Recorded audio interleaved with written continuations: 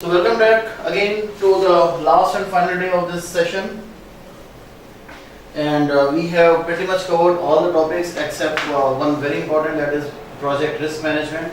So we are going to do risk management now, and after we do the risk management we are going to do a quick recap of what we have done. Now that recap is not going to be just I'm just standing there and talking. What we'll do is we'll draw the complete flow here. Okay, and that will be the order in which you will have to do or handle a real-time project.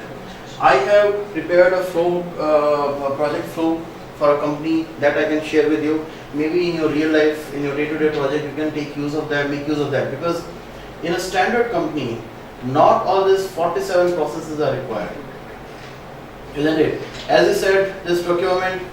Yes, very good. So Day4 Part1 here? On it. As you said, as we saw it yesterday, procurement. You don't deal with the procurement directly, so you need not to use those processes. There are certain processes you must have realized by now that we can merge them. For example, your quality control and validate scope. It may not be required to have two separate processes. You can club that or merge that into one process only. Create WBS and define activities. There are two processes, but you can merge them also. So after we are done with the project risk management, then we are going to do the end-to-end flow, end-to-end mapping sequence, that what it should be done in what order. Okay. So I will not do a quick recap now, or you want to do a recap right now also? We will utilize the recap at that time. Sorry? 10 minutes. Yes. But we will start then. So, the topic we are going to cover now is the project risk management. So risk management, what we are going to learn here is what is risk in a project and project risk management processes. We have this plan risk management, identify risk, perform qualitative risk analysis, perform quantitative risk analysis, and plan risk responses. These are the processes in planning group, and then we have only one process, control risks, in monitor and control group. So, risk management, as I told you, I feel is the toughest topic. Toughest not because you have a lot of information which you need to read or memorize, no, not that way. Toughest is everything that we do is within the boundaries of the project. This is one area which is outside that boundary. It is beyond boundaries. Okay? From where you can get the risk, what time you will get the risk, you have no idea and you have no control over it also. And there is no industry which you can say is the outside the risk. Which is working in a risk-free environment. You talk about any industry, you talk about any work, any domain, it will have some amount of risk. The gravity, the magnitude and the frequency of the risk may be low or high, but it will always be there. So what is a risk? What is a risk?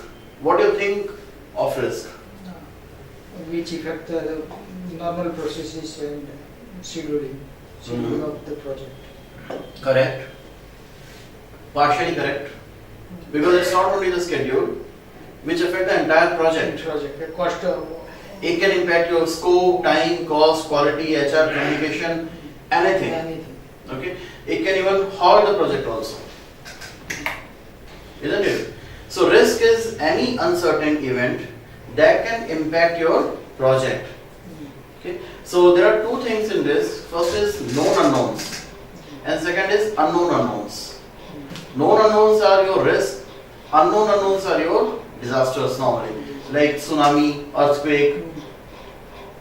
You know it can happen, but when it will happen, no one has any idea. To what degree it will happen, no one has any idea. And whenever it happens, normally unknown unknowns, it doesn't impact only one single project. It's complete wipeout. Entire set of organizations get impacted with this. Then, important point to understand here is the difference between risk and issue. When we plan, when we foresee any event that can impact our project, it is a risk. But when the event happens and we are into that situation, it is no longer a risk, it becomes an issue. Then what we'll do is, whatever strategy, whatever approach we have made to handle that risk, we are going to implement those strategies. Clear? So knowing that difference in risk and issue is very important, and first process here, like any other knowledge area, is a planned risk management, where we are going to define what will be our approach, how we are going to identify the risk, who are the people who are going to identify the risk, who are the people who will be responsible to manage that risk, what events will define that risk situation. For example, if we are considering that schedule overrun as a risk, to what degree you can tolerate that, and beyond which it will be considered as a risk. So you can say plus minus 5 days. If the delay is within the range of plus minus 5 days, it will not be considered as a risk, but the moment it goes beyond 5 days, it will become a risk. Cost escalation. If we see that the cost of the raw material going beyond 10%, then we will consider that as a risk. And for that, we need to keep monitoring it. Planning the risk or identifying the risk is not an activity which you will do only once. No, you will have to keep on doing that, because what is risk today may not remain a risk tomorrow. What is not a risk today may become a risk tomorrow. Isn't it? So we will have to define the frequency also at which we are going to review the risk. It can be on a weekly basis, it can be on an alternative day basis, it can be on a monthly basis, fortnightly basis, depending on the project. So tell me one thing, suppose you have to work on a project and the team that you have got is made up of all freshers. Let's say 80% of the people there are freshers. It means what? Productivity. No, productivity is everything is fine, you have already planned that. It's a risk of working with junior people. Absolutely. Whatever you have planned may not be successful with your planning. Absolutely, absolutely. So what you will do Uh, to make sure that this factor has a minimum impact on your project? I hire more people. I consider, currently we do that. I consider 2 people as 1 person. Correct. Or his 8 hours considered as 4 hours only for my project. Correct. That is how we balance. Yeah, and another thing that you will do is you will start monitoring this project very closely. Yes. Isn't it? You normally what you do is you do this delegation of work. You delegate this work to different people, and you probably review them with them once in 10 days, once in a week. But here, because you know the people are new, they might be efficient, they might be productive, they might be very capable, but they lack the experience. So what you'll do is, instead of meeting them once in 10 days or once in a fortnight, you'll start meeting them every second day. Not the micromanagement, but to ensure that people have the right direction. You are not judging their capabilities. No, that is not the point. To ensure that they are in the right direction, they are heading in the right direction, and the output is as per plan. So you will start monitoring them closely. Why? Because new resources working on the project will increase the risk of not meeting the targets. So you will ensure that every second day or third day you are reviewing the status of that risk. Where are we? How we are doing? And you will look for the trends. You will look for the pattern. Whether we are on track or not, is it giving some indications, is it giving some signs or not. So that is the frequency that you are going to define. And who will tell you whether it is a high risk project or low risk project? Project manager will have to decide along with the team that okay, what are the factors which are unknown? What is the quantum of that unknown factors or uncertainty in this project? Based on that you will define, yes, this is a high risk project or low risk project. Based on that you will define the frequency. You will also identify all the possible sources of the risk. We are going to prepare a structure called as risk breakdown structure. So risk breakdown structure will look like this, that in project, what are the possible sources of that risk? Which area can pose a threat to us? So it can be technical, it can be external, organizational or project management related. Technical could be requirements, technology, availability of this technology or the high cost of the technology. External could be vendors, regulatory or your customers. internal or organizational is your resources. Resources may not be available on time. Funding, prioritization. So for you as a project manager, this project is a high priority. But if you look at it the organization-wide perspective, this project may not be as critical or important as some other projects. So the focus of the leadership will be on a high priority project. That can be a risk to you, isn't it? Like this, you may have multiple other branches also. You may have sub branches, you may have sub branches as well. So what you need to do is you need to identify what are the possible sources of that threat. Another point is a risk is always perceived to be a negative event. But no, risk is uncertain. And that uncertainty can be positive or it can be negative, both. Suppose attrition, key resource resigning is a risk. And you are thinking, okay, you have Nishant Shukla working in your team, and you are thinking, oh Nishant, what if he resigns? What if he resigns? From your gut feel, you know that Nishant is looking for a change. How would you know that? As a manager, how would you know that? How would you sense that? With interpersonal relationships, he's looking at his body language, behavior. Absolutely, absolutely. Nishant might have been asking for a raise for past 6, 7 months, 8 months. That okay, I am planning to buy a house. My family, my kids have started going to school. I want to put them in a good school. The salary is not sufficient. These are the small indications. So when you are working on a project, Nishant, you identify Nishant as a key resource.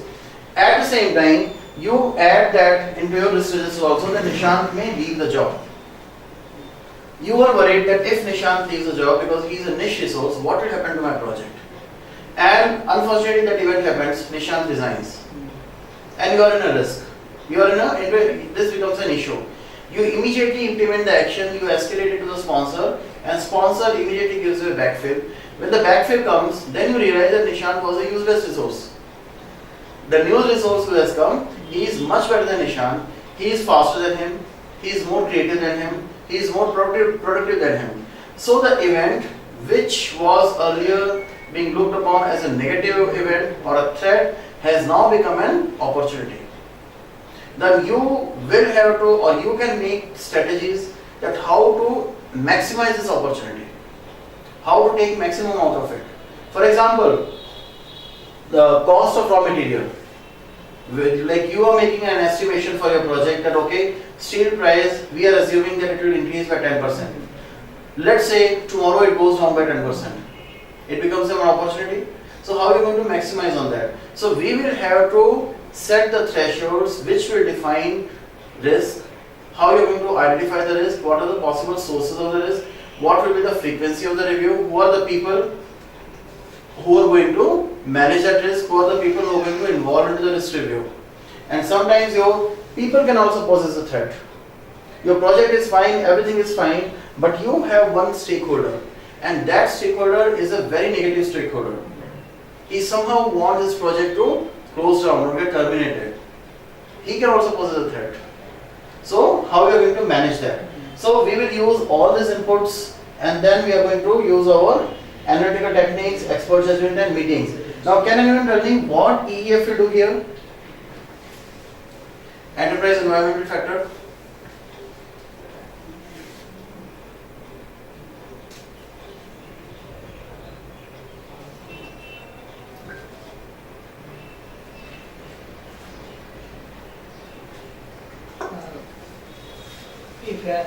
If organizations take to working hours, means specific working hours. We have to work 11 to 6, means 7 o'clock, 7 p.m. Okay. But project needs to work at night. Beyond that, in the night. Okay. So how that is getting linked to the risk? How will you link that to risk?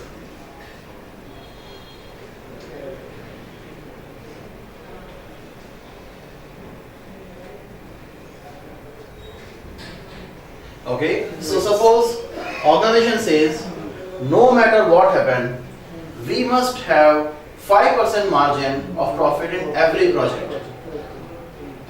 Okay.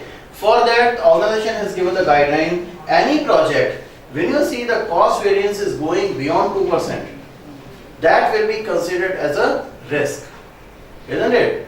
Organization can say that, okay, we have a reputation and we never compromise on our reputation. We will have to ensure that everything that we are doing is getting completed on time.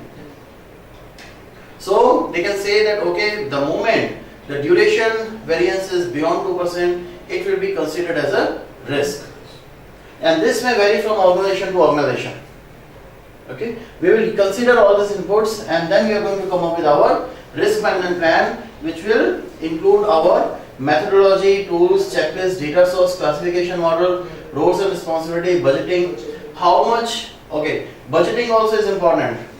Organizations may have guideline that, okay, 5% or 10% of the total budget or total cost must be kept as a reserve for the uncertain events. Frequency to review risk categories, definition of risk, probability and impact, revised stakeholder tolerance, reporting formats, tracking, how are you going to track that, and your risk breakdown structure. So we are going to cover some of the topics here, so you will get clarity on that. Is that clear? Fine. When our risk management plan is done, our approach is refined, then we will start identifying the risk. So identify risk is a process where we are going to identify and document each and every risk in the same fashion the way we did our stakeholder register. Take an Excel sheet, start writing down all the possible risks. And depending on your risk breakdown structure, you will have to look at each and every element of the project and find out what are the risks associated with that element. That's why you see a huge list here. What we have is the risk management plan, cost management plan, schedule management plan, quality management plan. Because if you do not meet the quality, that also can be a risk. HR management plan, scope baseline, cost estimate, duration estimate, stakeholder register, project documents, EEF and OPA. So any question on these inputs, why we have it here? Can anyone suggest why HR management plan is an input here? You don't have the right people. Correct. Maybe you don't have the right skill set. Maybe the roles and responsibility that you have defined is not, that kind of skill set is not available in the organization. You may have to hire it. Hiring may delay the process. Hiring may delay the project also. Isn't it? And technology. Technology can also be there. Your cost management, schedule management, your scope baseline. So what kind of risk you can get from quality management? If the quality New is technology not is proper. in which? Sorry? New technology in which part? New technology, yes. So new technology should be a part of which document here? That could be your scope baseline. Correct. New technology could impact your scope baseline and your schedule management plan also. Isn't it? So you have some deliverables. That deliverables must be achieved or completed using certain technology. That technology is new. Maybe your resources are not trained for that. If they are not trained, if they do not have adequate knowledge for that, it may impact your schedule, isn't it? So this is an element, this kind of elements will not be in one document, but it will be a collection of documents for that. Okay. Activity duration estimate, activity cost estimate. Why these are the inputs?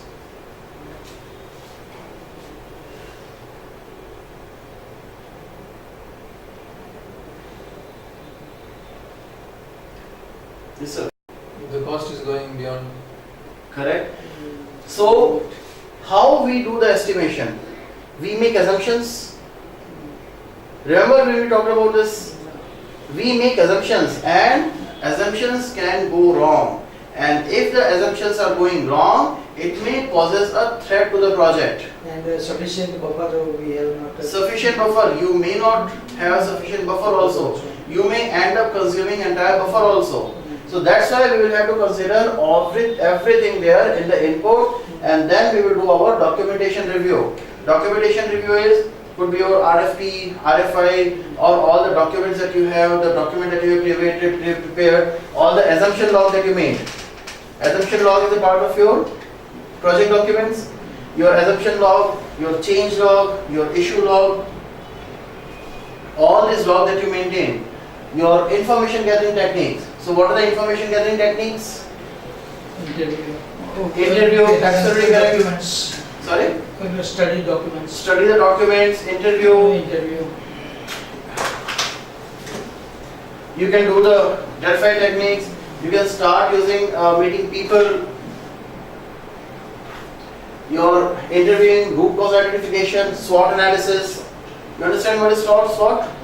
Strengths, weakness, opportunities and threats. Isn't it? Root cause identification. Why? By the time you reach to the fifth why, you will have all the details associated with that element or that effect. So here what we are doing is we are not waiting for certain event to happen, but we are doing a preventive measure. We were thinking that we are doing the root cause, that okay, what are the different elements that can impact our project. Like I gave you an example of that machine that you have to manufacture that pen, and when you start manufacturing you see the size is varying. There are 7 dots which are on continuously on one side of the line. You may predict that also, that okay, what if the temperature is out of control? What if the people have fatigue, operator has fatigue, he gets tired, isn't it? That will be a risk. Delphi techniques. What is Delphi techniques?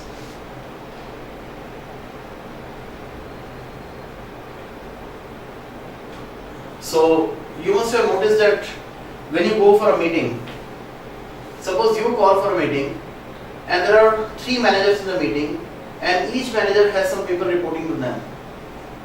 When you ask a question, their teams will keep silent, at least on most of the questions.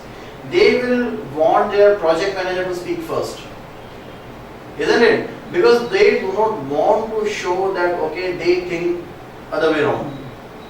They do not want to be considered or be identified as a one who have a different thought process. They want their thoughts to be aligned to the project manager. This is called as prejudication of thoughts. So what happens is, if you have that kind of environment, you get into that environment, then you may not get the frank opinion of the people. So what you do is, you get into the room, you get into a meeting, and you suppose you have to do the estimation of duration for each activity, for some certain activity. So what you will do is, you will show them what is to be done, and no one will be allowed to speak anything. But they will be given a piece of paper where they need to write down all the assumptions which they think can impact their duration. And then you correct all the papers, and then you start reviewing the assumptions that you have, and you start eliminating those assumptions. And then at the end, but is it required to close the assumptions before starting? yes, absolutely. You not so closing is not the right word. We validate or invalidate the assumptions. Yes, we don't close them. We either validate them or invalidate them. Yes. Okay, we will define. We will find out whether these assumptions are correct or not. That's all. Okay. So with this, what happens is, your thoughts are not biased. People will be free to give their own opinion and to document their assumptions. So you will also static, you will do the assumption analysis, diagramming technique, cause and effect diagram, or the system of process flow diagram, influence diagram. You will prepare a network flow and find out what are the events that can impact at each and every level. You will also do the checklist analysis, assumption, diagramming technique, and expert judgment. You will meet the people who are specifically trained to handle these kind of events, or who are trained to work on the risk management, okay, or who have some past experience, and that information will be documented in your risk register. Okay. So once we have identified the risk, now we need to find out, we need to do the qualitative risk analysis.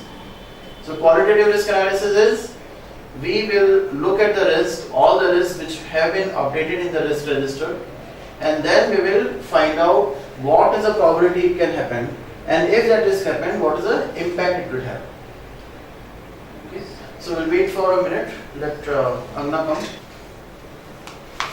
Okay. So once we have identified the risk, then we are going to do this qualitative risk analysis. So what now we need to do is we need to do the prioritization of the risk and we need to do the categorization of the risk. And how we are going to do that? We will check the probability and impact of each of the risks. So now please tell me some risks from your work area. We'll talk about some 3 or 4 risks. So tell me one very common risk in your project. The estimate is not proper. Not accurate. Accurate. Okay. Feedback time. Feedback is not required time. Quality of Feedback. work. Feedback from stakeholder not received it. Is it feedback or approval? Approvals and feedback. Okay.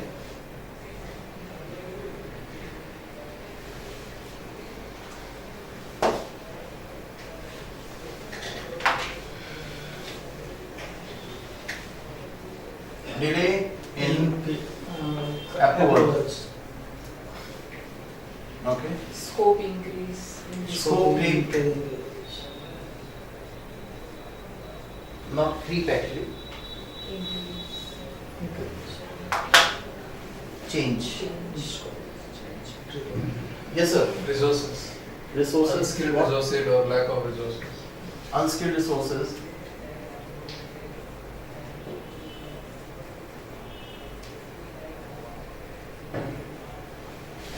Yes sir. We are talking about the risk management. So we are trying to identify all the risks that can happen in a project. Requirement is not fully analyzed. Okay. Completely means half cook.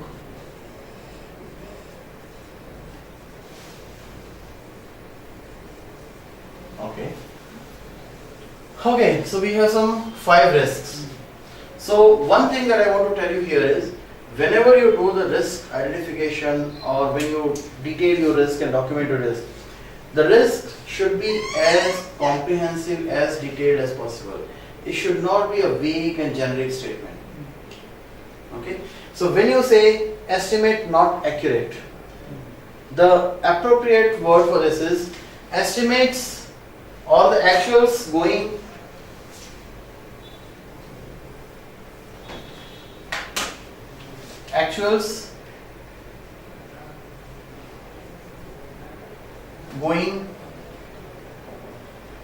beyond 5% of total estimates. What we have seen, Vishant, in our industry, not in industry, but specifically in my office, when we estimate, let's say being a technical person, if someone is estimating it, he's keeping his buffer and estimating tasks based on whatever WBS we created. Now, when that figure goes for review, there will be 3 reviews set up for estimates. Okay. So, on each review, for few things they increase, for few things they decrease hours, and ultimately the final figure would be decreased at all 3 levels. Okay. And when it reached at the sales level, where they are going to actually negotiate, they will be completely different what the person has actually started with the Correct. estimation. Correct. So what will happen? So that is what is our discussion all the time with our management, that whatever sales figure you consider for the hours, we will not calculate the productivity of our project with that hours, because that is something is your negotiation hour Absolutely. to win the project and win the client. Yeah. But that is something will not be considered for the productivity of the project. That hours will only consider whatever we have estimated. Okay. So there will be heated argument for this thing on each and every This is project. actually a never-ending thing, and Yeah. not only in your company, it's everywhere. Everywhere. In fact, with you, one second, sir. With you, what happens is you still have this comfort level that you are doing some estimate, giving to salespeople, and then they will order it and then take it to the customer. Many places, what happened is salespeople, without even consulting the delivery team, they will go and commit something, Yeah. and all you're given is timeline that you have to deliver it in this much of time. What? Yes, sir. I have one UK client, Yeah. and we are working with time and material labor. Okay.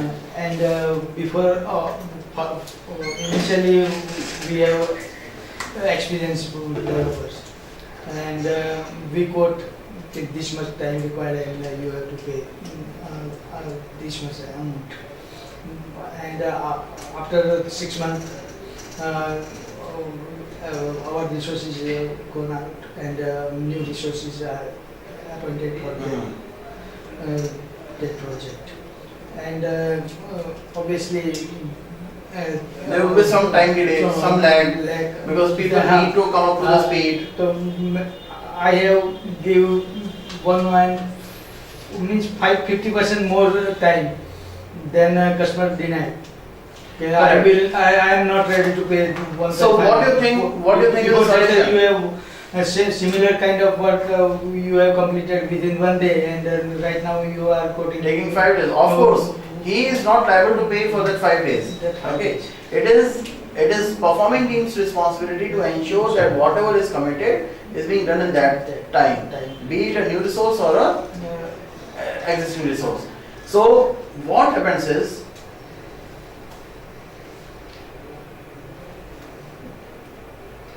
assumption analysis. So your point, normally what happens is, you actually will prepare a sheet, let's say Excel sheet, you'll document all the activities and you'll estimate the efforts here.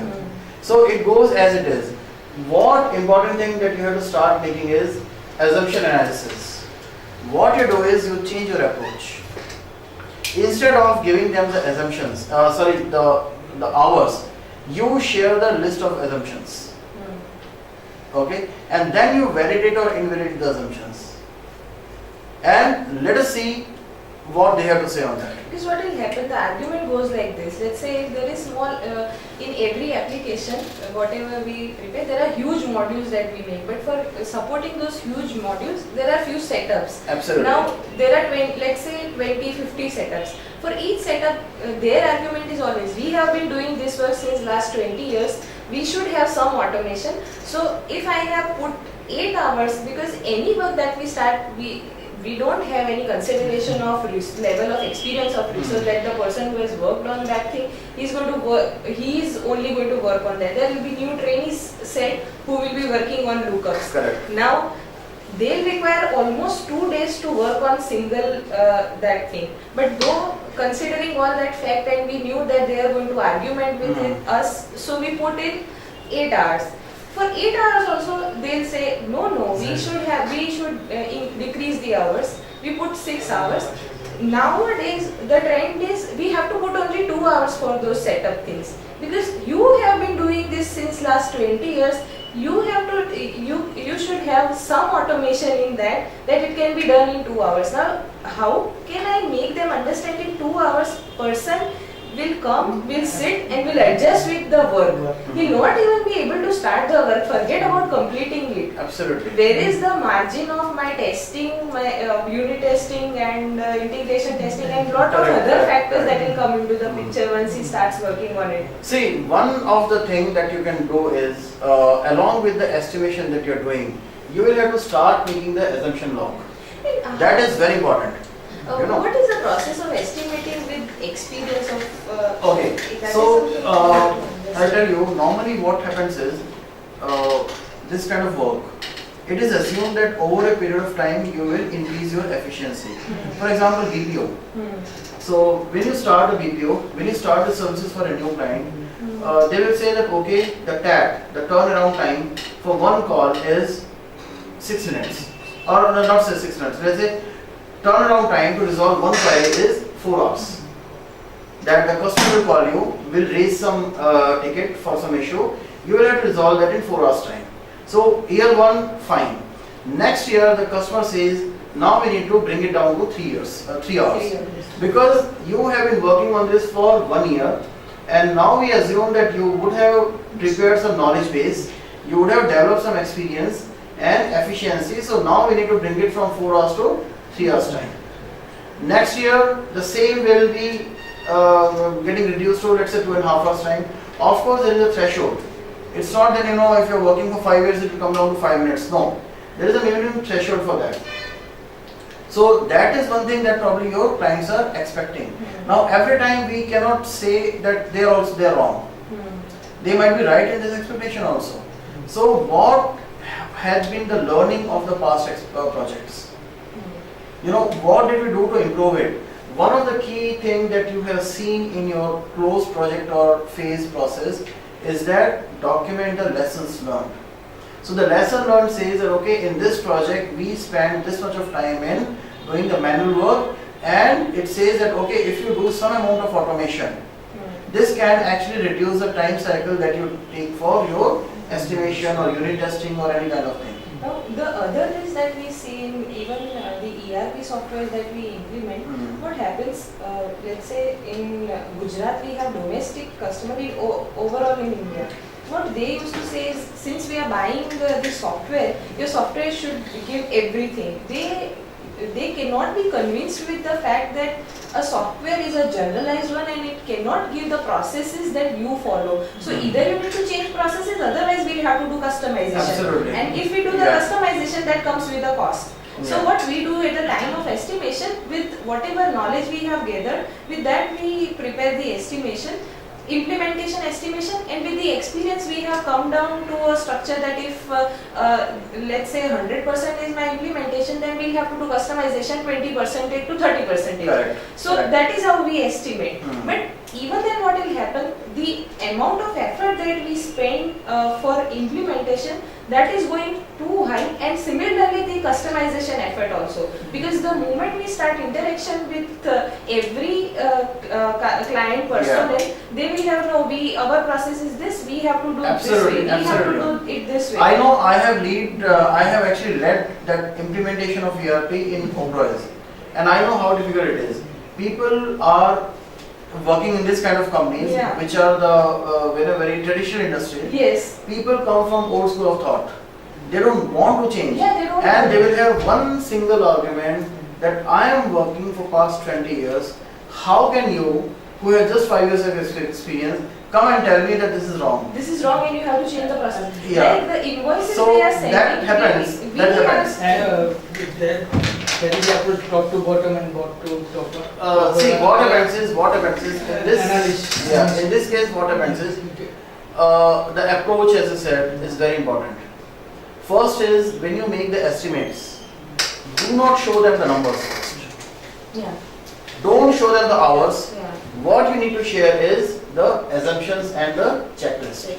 Yes, that is what we do. Because if we start sharing hours, then the If you share hours, or if you share I'm talking about the internal team first. Your sales team or the other team, and you ask them to validate or invalidate those assumptions. Another option is, I'm not saying that they're always wrong. They might be right also. What had been the learning of past projects? How the experience has improved your efficiency? Has it increased? Yes or no? If yes, show it that, okay, when we did this project 5 years back, it took this sort of time, and now we have been able to optimize that time, and now it is taking just 25% of that time. Are you able to link that, show that? yes, well, I have been doing it. Okay. That is something, and that is why now it has come to at least 20 to 30%. Otherwise, they would also say, my management, that Microsoft is also supporting that we should not do customization. So we have to convince client that we will not do customization. So even in the proposal, there will not be any hours for customization. Okay. Nowadays, we have this 20% or 30% set of hours that we keep for customization. See, the customers, it is not possible for me to tell you of one single solution in just 1 hour's time. But some generic suggestions I can give you. When we go to the people, when you meet them, of course you will not start meeting people from the bottom level. You will meet the leadership team first. You will probably talk to the CEO. CEO will have a meeting with you. VP will have a meeting with you. Then the directors will have a meeting with you. All these people. And their focus is going to be, okay, how much time you need and how much it is going to cost us. Okay. Their focus is on that one. But what you need to do is, you need to again bounce back the question You have to ensure, see, whenever you get into this discussion mode or something, whenever you take a decision and you inform them about the decision, they are going to resist. Okay? So you prompt them to take a decision. You will have to cross question them that, okay, you want to implement the ERP, what is the objective? If you go and tell them that, okay, we will implement the ERP for you and it is going to cost you this much, it is going to take this much of time and this is how it is going to help you. I am not saying that you don't tell or you have not been telling them what benefits they will have. But when you tell any number, the moment you say anything, that actually sets a benchmark in their mind. I'll give you an example. When you go to buy a shirt or when you go to buy a sari, if that salesman is very smart, what he will do is he will show you the most expensive sari first. He will say, ma'am, look at this sari, this is for 50,000 rupees. And then you say, the sari is really beautiful, amazing, beautiful sari, but I don't have that kind of budget. Okay, you have not, let's say, disclosed your budget, but you're saying, my budget is not that high, show me something more. And then he will bring out something else, he'll say, ma'am, look at this sari, this is for 40,000 rupees. Amazing quality, very good quality, fantastic quality. If you really look at these sarees, actually they look similar, the quality is similar. And see, in the cost of 40,000 rupees, you are actually getting the benefits, what you get along with this 50,000 saree also. You say, no, this is not my budget, still you need to come down. He keeps coming down to 5,000 rupees. And then you look at something, he shows something, ma'am, I'm showing you the best saree that I have, and you go out, you will not get it at this price, this is for 5,000 rupees. Then what happens is that 5,000 rupees is slightly over budget for you, slightly over the pocket, but you are not comparing it with what you have. You are comparing it with the saree that you have liked for 50,000 rupees. Well, that is what happens. Isn't it? Yeah. You will never look at your pocket that, I have 5,000 rupees, I have 4,000 rupees only, and no matter what happens, I have to buy within that range. You will always see that, I wanted to buy the saree of 50,000 rupees. I cannot buy that, but this saree for 5,000 rupees is also looking similar to that. And you will immediately start thinking this way that, if I buy this, I will end up saving 45,000 rupees. I can use that 45,000 rupees somewhere else. I can probably buy some jewelry. I can do something else. Your budget was 4,000, but you ended up spending 5,000 rupees. Why? Because of the smartness of that salesperson.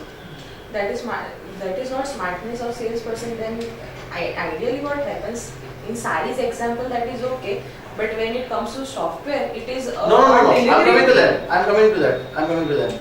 So what happens is that person has actually first took you to the very high level, and then from there you started coming down. So the first amount that is shown to you or told to you will set a benchmark, and everything after that will be compared with that benchmark. It is not saree, it is not shirt, it is not the software. It is a human nature. You read the books, which talk about the sales and marketing, they will do the same thing. I'm coming to the software also. Now what happens is, you get into a meeting with the software people, okay, IT industry. Suppose you have to sell your ERP to a customer. And you go there and without even opening your card, you ask them that you have to tell me what is the objective. Okay? He will tell that, okay, we have been using this legacy system for past 20 years and this is accounting software, very old accounting software. We are not able to capture the input from the sales people. We don't have any streamlined processes. You understand the ERP? Oracle Financials or SAP or any other product. So they will say, we are not able to streamline our processes. We are not able to see the coordination between different departments. They will tell you all this problem. They are telling you the problems. Okay. Then you ask them, okay, what benefits you have in your mind? Sorry? Switchboard. What happened? It's still charging. Yeah, it's charging. Then what happens is, don't tell them that what they are expecting. Ask them, have they been able to link it to the benefits? What benefits they think they are going to have from there? So the benefits will be Of course, they will have to somehow link these benefits to the dollar value. You will have to drive them somehow that, okay, if you do this, what do you think, how much will be your saving in next 1 year's time? How much will be your saving in your next 5 years' time? Okay. And where all do you think you have all the right processes? Or don't even start it this with the right processes. Tell me, where do you see the processes can be improved? Because you must have had some challenges in past that prompted you to buy this software. So where do you think that your current existing processes can be improved? And one single word in that open meeting with all the stakeholders, if the leadership person says that the processes have a scope of improvement, you actually have won half the battle.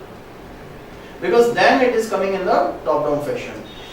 See, the problem is when we go, then we always try to show them the correction. That see, this is wrong, we need to do that, we need to change that. And then again the human nature comes into the picture. But if you just go and tell them, okay, there is a better way of doing it and this is going to help you, this is going to save your time, then they will start thinking in a different way. But what is the first word that you use is going to make the difference. And there is no tool in the world which can help you in doing that kind of estimation, or it can help you convince a person with 20 years of experience. The moment we challenge their authority, the moment we challenge their knowledge, the moment we challenge their experience, they will become stiff, they will become rigid, and you will have the tough time. So whatever you do, don't challenge or question their authority or knowledge. That is the mantra. That is something that I have learned. That is something that I learned in my home also. Because at home also we face this generation gap. We have some elderly people who are still thinking that life is in 1950. They have their old ways of doing things. And we resist them. We don't want that. And we challenge that. The moment we challenge that, we are actually hurting their ego. That is where the problem starts. That is where the conflict starts. Be it anywhere at all. Be it between you and your kids, be it between you and your parents, be it some elderly people in the society or in the accident family, or anywhere you do, that is the key. You challenge their authority, you challenge their knowledge, this is going to happen. And the way we ask questions, indirectly we do that. I think changing the approach slightly, and see, I cannot give you a suggestion in half an hour's time. I need to probably sit with you. I probably need to go and have at least attend one meeting to know what kind of people are there. If I'm giving you, if anyone in the world says that, I'm giving you this mantra, you go and use that, your problem will solve, that person is bluffing. Because every individual has a different mindset. And one size fits all never works. But keep these basics in mind and then see. You will have to somehow prompt those people to take a decision in your favor. Because if you take a decision and you tell it to them, it is not going to work. So force them, prompt them to take a decision which supports your data. How you should go about this is prepare a proper checklist and assumptions. When you go and meet the customer, you keep asking questions without giving your details. You keep taking them to the higher level. You will have to bring them to a level where they tell you that we are looking for a total net revenue, increase in the revenue by 10 lakh rupees or 50 lakhs rupees or 1 crore rupees. In government project, some register must be required in written, means handwritten. Yeah. I have worked for SSNL project, Mm-hmm. and there are many registers. Okay. And What do you mean by registers? Means work reports means Okay. register. Okay. Write down I got every it. entry. Yeah. Write down. And initially they denied why we entered this same kind of things in computer, means do in data entry. Yeah. We must have to write in register. Initially we tell them, okay, this register cannot give you any reports, generate any output, and you have to manually prepare the report and capture information from this register and prepare report Okay. manually. If you maintain in computer, then report will be generated automatically. And after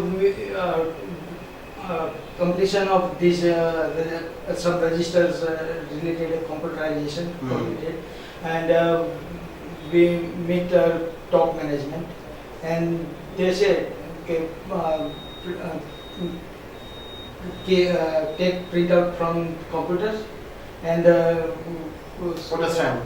Put a stamp and sign do sign on paper, and then you need not to maintain this register manually register.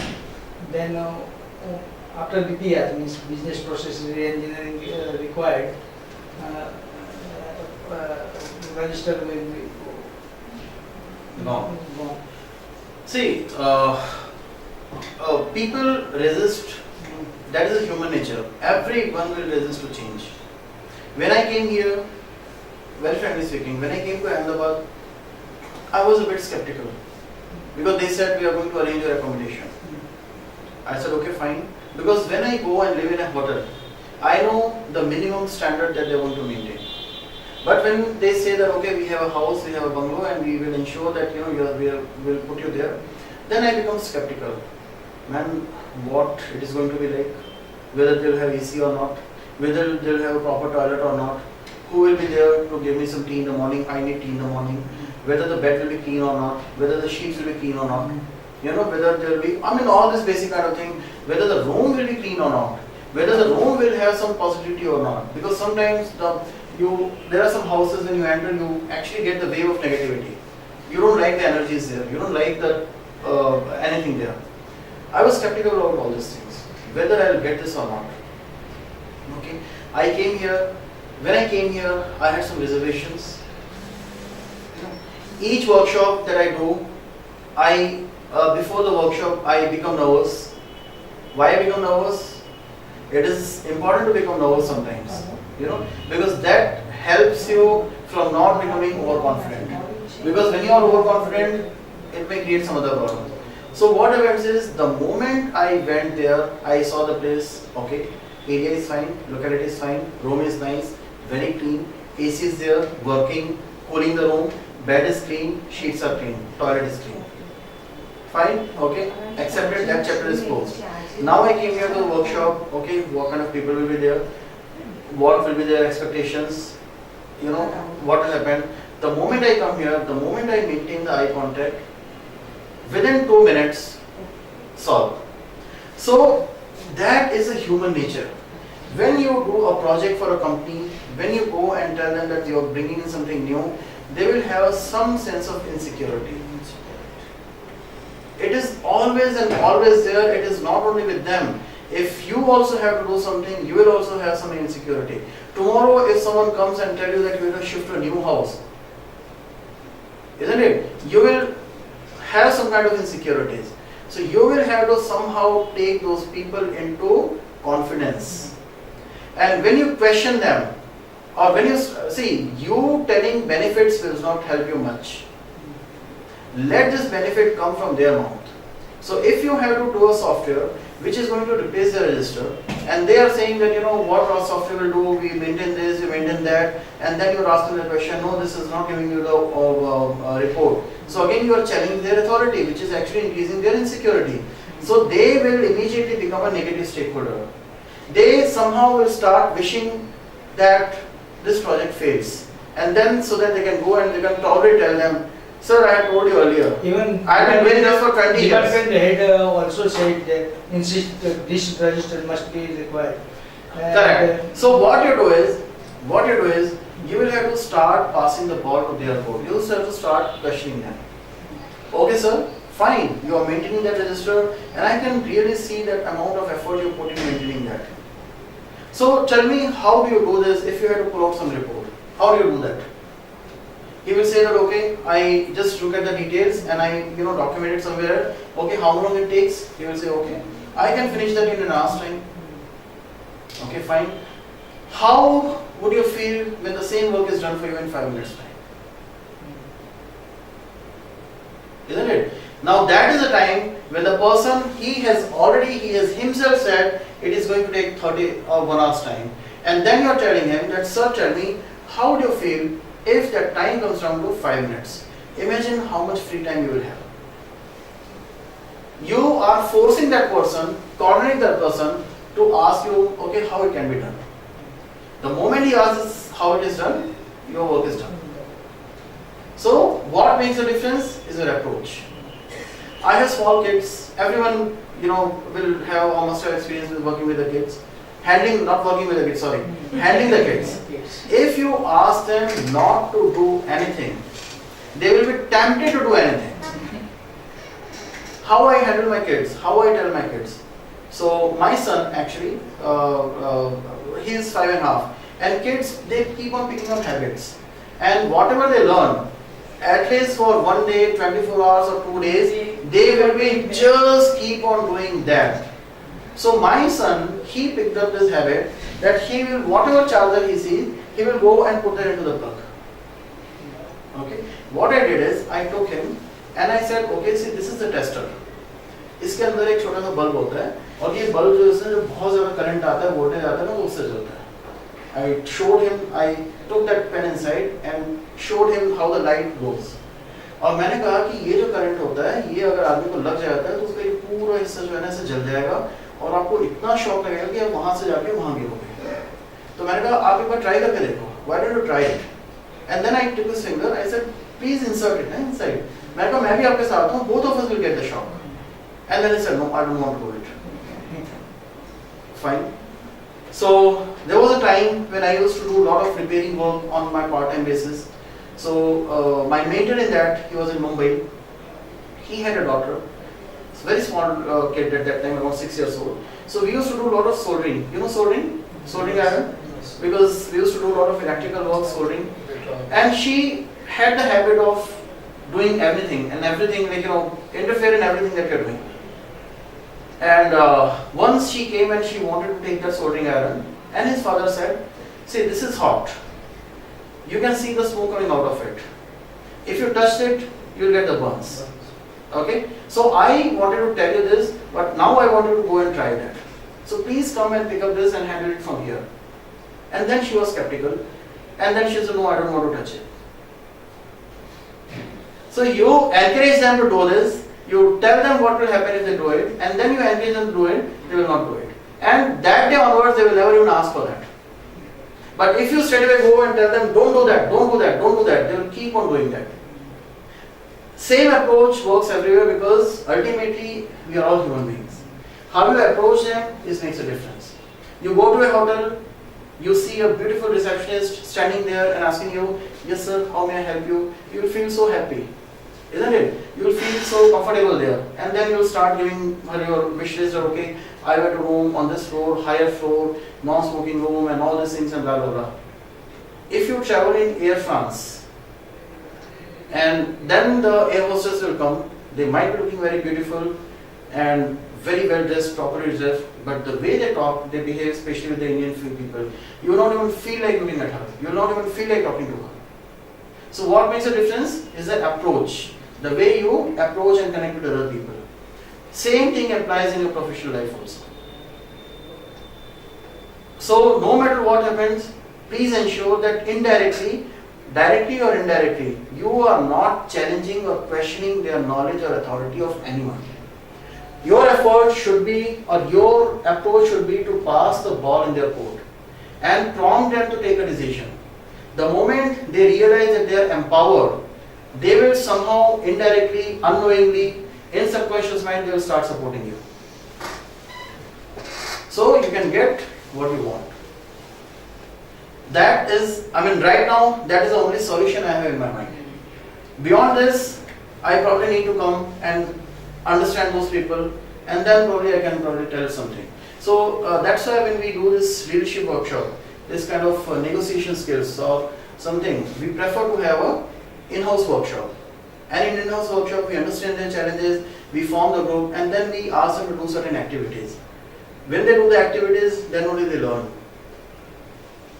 So I don't think we can, I can give you any solution other than this right now.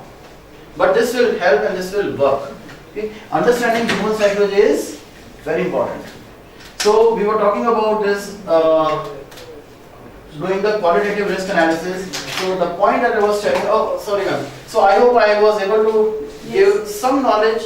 I know it is not a 100% solution, but at least it's a direction which you can explore and you can see whether it is working or not. If working, fine. If not, you can contact me anytime. You have my details.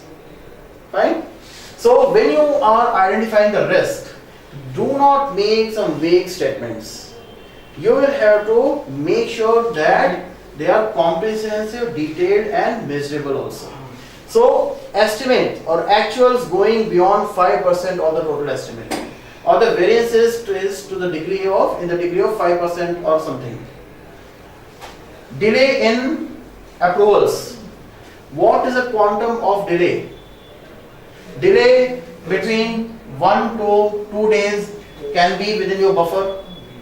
Delay to 2 to 3 days may not impact your project that much. But if the delay is beyond 5 days, it can impact your overall project finish date.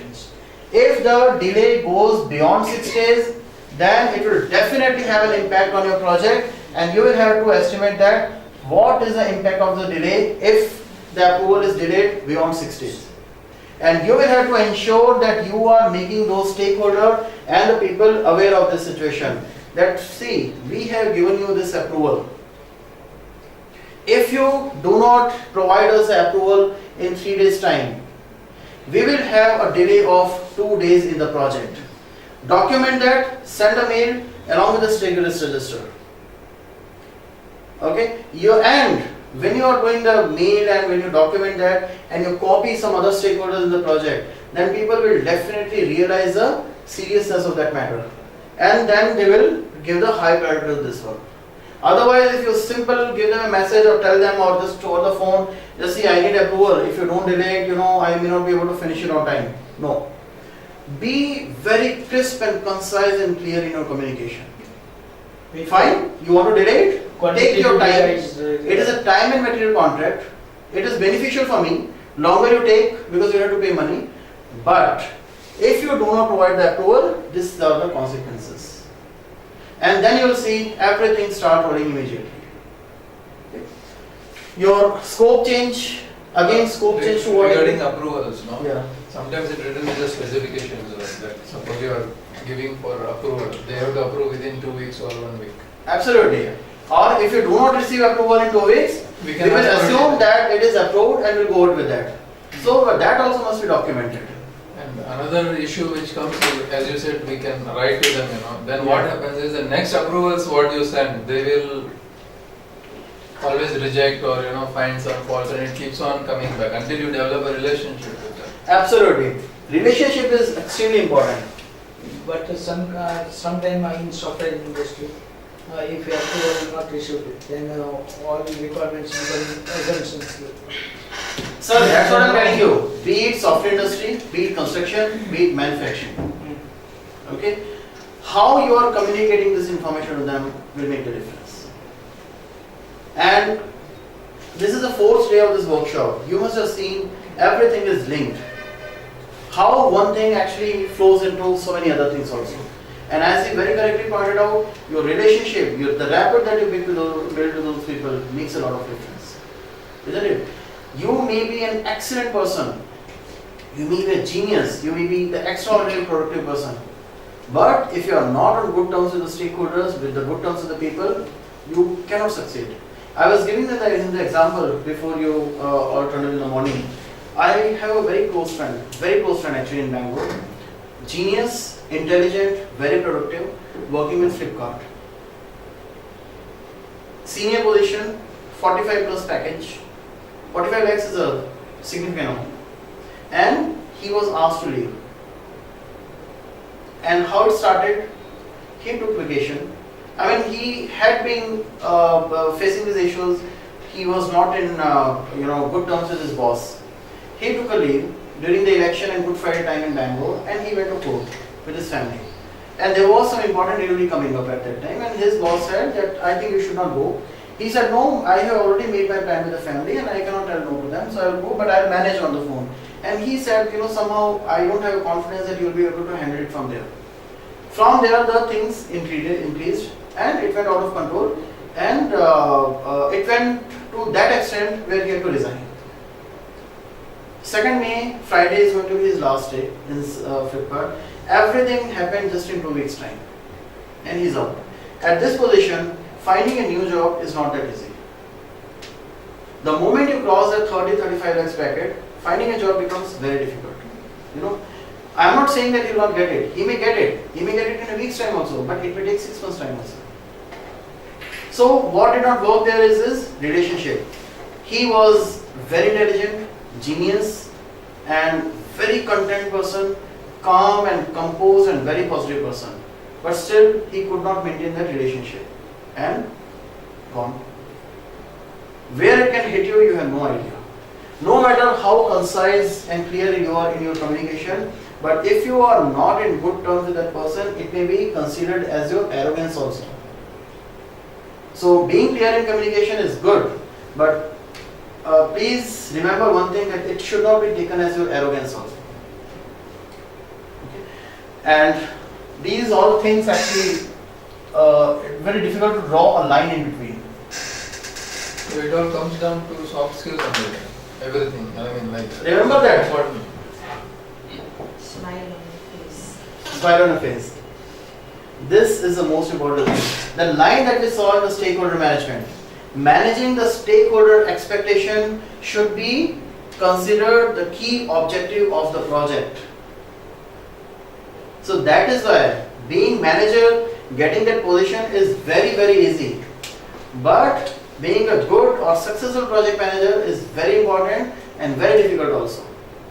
That is the gap PMI is trying to fill. Why?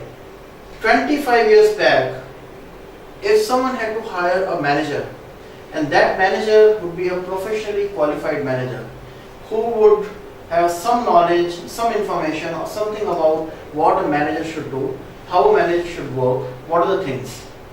If you go to these PSUs, you will find these people are actually, they are not street smart. They may not communicate as fluently in English the way we in IT communicate. They are not street smart, but they are genius. Have you experienced that? They are genius. I was doing a project with railways and I went to Calcutta office of Chris. You know Chris? Central Railway Information System or something. Those people, you go there and going from IT company, people, I mean I was not very hi-fi at that time, I'm talking about almost 17 years back. You will see people, they are coming in slippers, their shirt you will feel like has not been washed for past 5 days, and they are not shaved or something like that. You will see, man, कहाँ से उठ के लोग आ जाते हैं, सारे क्या क्या कर रहे हैं, क्या नहीं कर रहे हैं. But we faced a problem, and that guy, he said, come, let us go and we will see in this room. He took me to the back server room. That server room was probably 4 times bigger than the entire area, and the racks. You know the racks? Server racks. He knew exactly what to do, which cord to pull, which plug to connect, and he took me to the console and he said, okay, now I have given the login, please do and reboot it. I did that and it started working. I was installing that IVRS system at Raukela and this Jamshedpur station. IVRS that when you dial that 131. So that system I was installing, and we were not able to connect it to Calcutta web server because connectivity to that region is given by the server. And then we had some incidents, we had to do some modification to the application, and then I realized that these people are actually genius. They are not street smart. They cannot represent themselves. They cannot talk effectively. They cannot, they are not well dressed also. But what is there inside is super genius. Same thing is PSUs. You go to these people, they are handling the whole plants. They are handling this 20,000, 25,000 people. You look at their content. No one from IT, I was thinking that, that in my knowledge, all those people whom I work with, they cannot beat them actually in terms of knowledge. But what makes a difference is, it's not only the knowledge. These days, it has become the combination of everything. So I'll come back to the point, 25-30 years back, when a person is to be hired for a manager's position, he would need to possess certain qualities, certain knowledge, and that what a manager is supposed to do. There was a clear demarcation between the other people and the manager. With IT, what happened, emergence of IT, a person is working for a significant amount of time. So it happened with me also. I worked in a company for many years, and then I said, "Oh man, I joined there as a software engineer. Then you made me senior software engineer. I don't want to stick to this position. I want to become manager." I quit that job. I joined another company. I joined there as an administrator. Then they changed my designation to ERP administrator. I said, "No, system administrator tag is not looking good. I want different designation." They made me ERP administrator. From ERP administrator, I said, "I want to be called as system analyst." They said, "Okay, we'll give you system analyst." Work was same. Throughout the period, work was that I was doing was same only. They made me system analyst. I left that company. I joined another company. There also I joined as system analyst. But I said, "Man, I have been working for past almost 8-9 years, and I want to become manager." Sorry? Packages will be different, right? In that company, when they changed my designation, no increment, nothing, just a designation change, just a title change. Then I joined another company. They gave me some higher package. I was assistant analyst, and then I said, "No, I want to become manager." So I quit that company because there was no way I could have got the manager's position there. So I joined another company as a project manager, and the jump was very good. From 15,000 per month straight away to I went to 38,000 per month, which was a very good amount at that point of time. I said, "Fine." So I became manager. 2 days, 3 days, 1 week was sort of honeymoon period. I was enjoying that luxury. I was sitting in the cabin alone. People used to come and say, "Sir, sir," and blah, blah, blah. And I was enjoying that position. Then their expectations started to increase. Okay. And then I was not able to deliver. I didn't even know that what I'm supposed to do. I had no idea how I'm supposed to lead the team. I had no idea that how I'm going to prepare the presentation and do the presentation. And I failed. And at end of 5th month, my boss called me up, chief operating officer of the company. He said, "Nishant, we are going to have some discussion. And this discussion is not going to be good. Let me tell you in advance." And I knew what is coming to me. And they said, I'm being very frank and transparent with you. They said, "Nishant, we want to bring you down from 38,000 to 20,000. Because we somehow feel that you do not have that manager's capacity." I said, "I agree, but 20,000 is still very low. I will not come down to that." Because our ego is also there, and in India, the social status becomes very, very important, very crucial. I got into sort of depression also, that what will happen, what my wife is going to tell me. I had recently got married at that time. Recently means 1.5 years back. What will happen, how am I going to manage all these expenses? Because when I got this from 15,000 to 30,000, I got that flip phone of Nokia, which was a very huge luxury at that time. I bought that on EMI. I was paying 5,000 rupees EMI for that phone at that time. I said, how it will happen? Fortunately, within 3 days time, I got another break and I joined that company. And that company I joined as a consultant. So that is a place where I first time came to know about the PMI and PIMBOK. And that was the time when I learned about this, and then I said, "Man, how stupid I was. I had no idea as a manager what I'm supposed to do." Okay, so PMI is doing the same job. I am not saying that people these days are making the same mistake that I made. But as a manager, somewhere and somehow there is a gap always in what you're supposed to do as a manager and what actually you are doing as a manager. That is why, first of all, do a gap analysis. Gap analysis between what skills you have, what knowledge you possess, how you work, and what are the best practices. PIMBOK, people say it's all theory, it is very difficult to implement it practically. What PIMBOK says, and what I also suggest is, think of it as a best practices. Set that as a benchmark. Find out what you're doing and how you're doing. Compare it that how you can improve with respect to this benchmark. Not overnight. It will not happen overnight. It will not happen overnight. You need to change not only the processes in the company, you need to change yourself as a person. You need to change yourself as a professional. You need to change the way you're working. You need to change the environment around you. And then you will see that whoever is entering into that environment We talk about aura. That every person has some aura. You will feel that there are some people with whom you meet, you feel very good, you feel happy. That people carry some aura, they carry some energy. There are some people with whom the moment they come close to you, you will feel, man, kaun aa gaya yaar, isko bhagaओ yahan se. You may have to carry that smile, but you will not like that person's company. When a person enters, you will see that wave of positivity is coming, or sometimes you will feel the wave of negativity is coming. So when you start working on that aura around you, you will feel that things have started to change. People who come into that environment, they will also start to change. And then you will see the impact. It may take 6 months, it may take 1 year, but it will definitely bring in change. And cultural change in the organization can never ever happen in bottom-up fashion. You alone have no capacity or authority to change the culture of the organization. It always has to be in top-down fashion. So when you go and tell them that, see, I got this training and now I'm going to tell you how you should work. You go and do that, it is never going to work. You show them, without telling anyone, you bring in the change in your work environment and let people become inquisitive.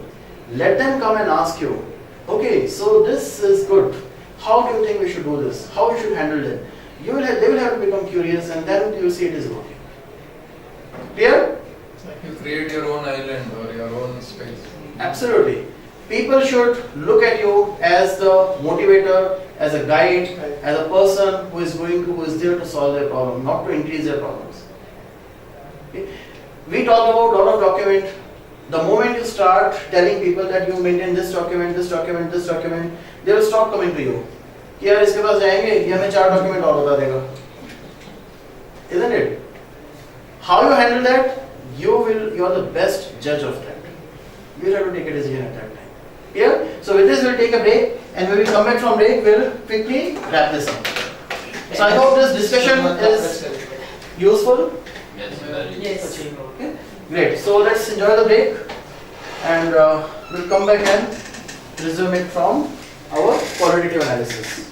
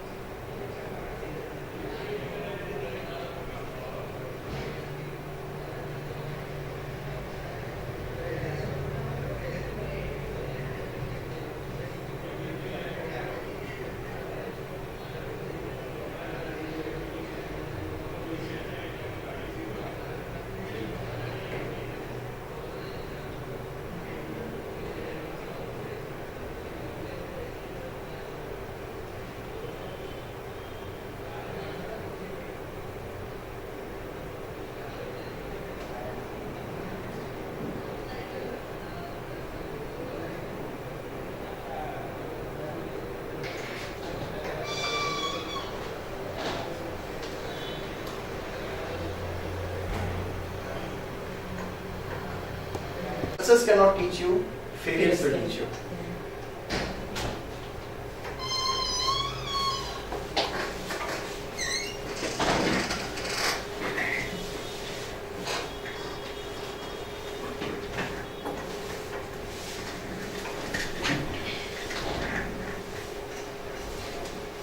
Great, shall we start?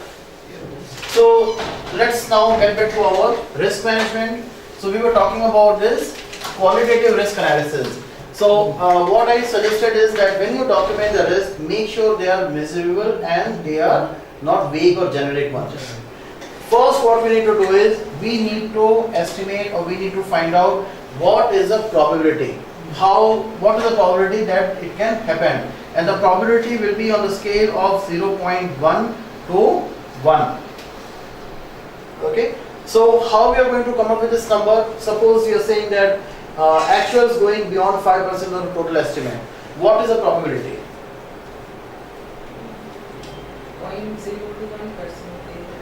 0.01%. 0.0%, 0.02, 0.2%. 20%. Okay. On what basis you are saying this? Previous experience or looking at the current condition of the project Correct. and how it is moving forward. Correct.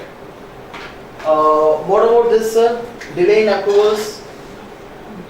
Approvals. What is the probability? It depends on the stakeholder.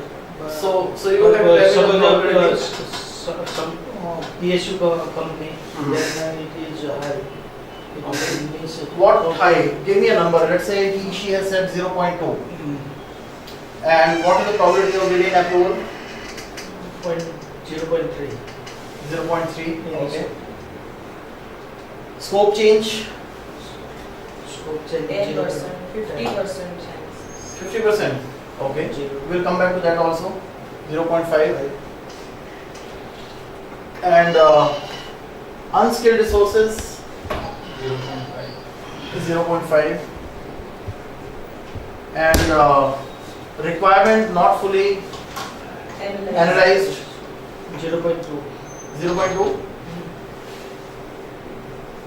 Anything from your side, sir? Not for all models, but some models. Fine? You're okay with these numbers? Okay. The most important thing here is your risk data quality assessment. So, tell me one thing, have you ever come across a person who is scared of flying? Flying means not by himself or herself, but flying in a plane. Yes. Movies. So, not movies, in real life. So, if you ask a person that, okay, I am going to Mumbai, would you like to take a flight with me? What he will say? No. No, I'll go by train. Why? He's afraid of He is afraid. Why he is afraid? that is something. Because anything can happen when you are in flight. If anything happens and the flight is mid-air, there is no way of surviving. Isn't it?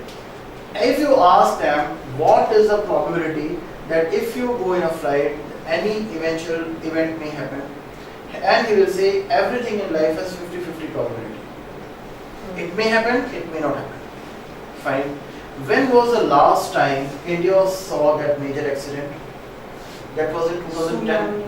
Not tsunami. I am saying the plane accident. Plane accident. That was in 2010. That very unfortunate accident in Bangalore, where 159 people unfortunately lost their lives. That was 2010. Okay. Today is 2014. After that, did you hear about any event, any eventuality or accident where there was a human casualty? Not in a plane. Not in a plane. Okay. How many flights are operated every day? Thousands. There are approximately 4,000 to 4,500 flights operated in and out of all the airports every day in India. I am talking only about the domestic flights. Okay. How many days in a year? 365. 365 multiplied by 4,000, roughly around 30 lakhs. 13 lakhs. 4 years have happened. Okay, and only one single major accident where people lost their lives. So it means in 4 years' time, how many flights would have taken place? 30 lakhs by 4, approximately 62 lakhs. 62 lakhs. 52 lakhs. 52. Approximately 52 lakhs. out of 52 lakhs, there was only one accident. So what is the probability?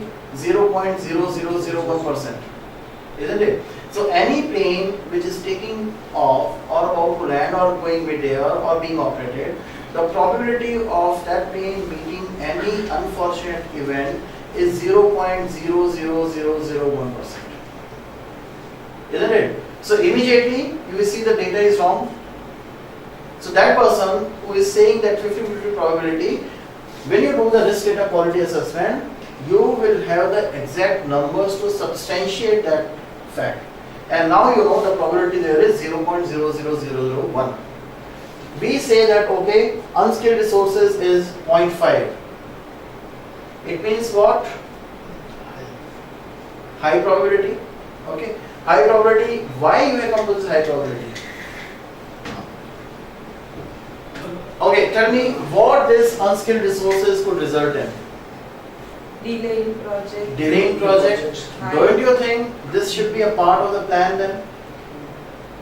If your management is saying that complete this project in 30 days time and take a fleet of all the new people, and if you agree on those 30 days time, the problem is not the problem. The issue is not with the management. The issue is probably with you, that you have not estimated it properly. This should be a part of your plan then, and then you will see the probability of delaying may come down slightly. Okay, fine. I accept the argument. I accept all these reasons that okay, this is 0.5. Okay. But have you handled similar kind of situations in past where you were given the fleet of freshers and unskilled people and then you were asked to deliver a project? Has that happened in past? Yes. What was your experience? What were the lessons learned? Or you will have to gather the data from other people, because one thing is very clearly said. A herd of sheep led by a lion can face a defeat, cannot defeat. But a herd of lions led by a sheep can see the defeat. Isn't it? They may be freshers, they may be unskilled, but again, it is up to the manager. So if you have learned the lessons from your previous experience, previous past, you will have to substantiate this data. You will have to qualify this data. You will have to validate this data. You will have to ensure that this data is accurate, and this data should not be a vague estimation.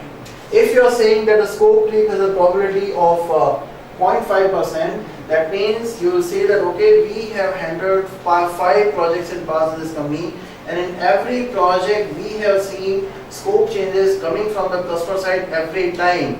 It means even before you look into your risk, you need to look into the way you plan, you need to look into the way you capture the requirement of the customer, the way you communicate this, the way you document this.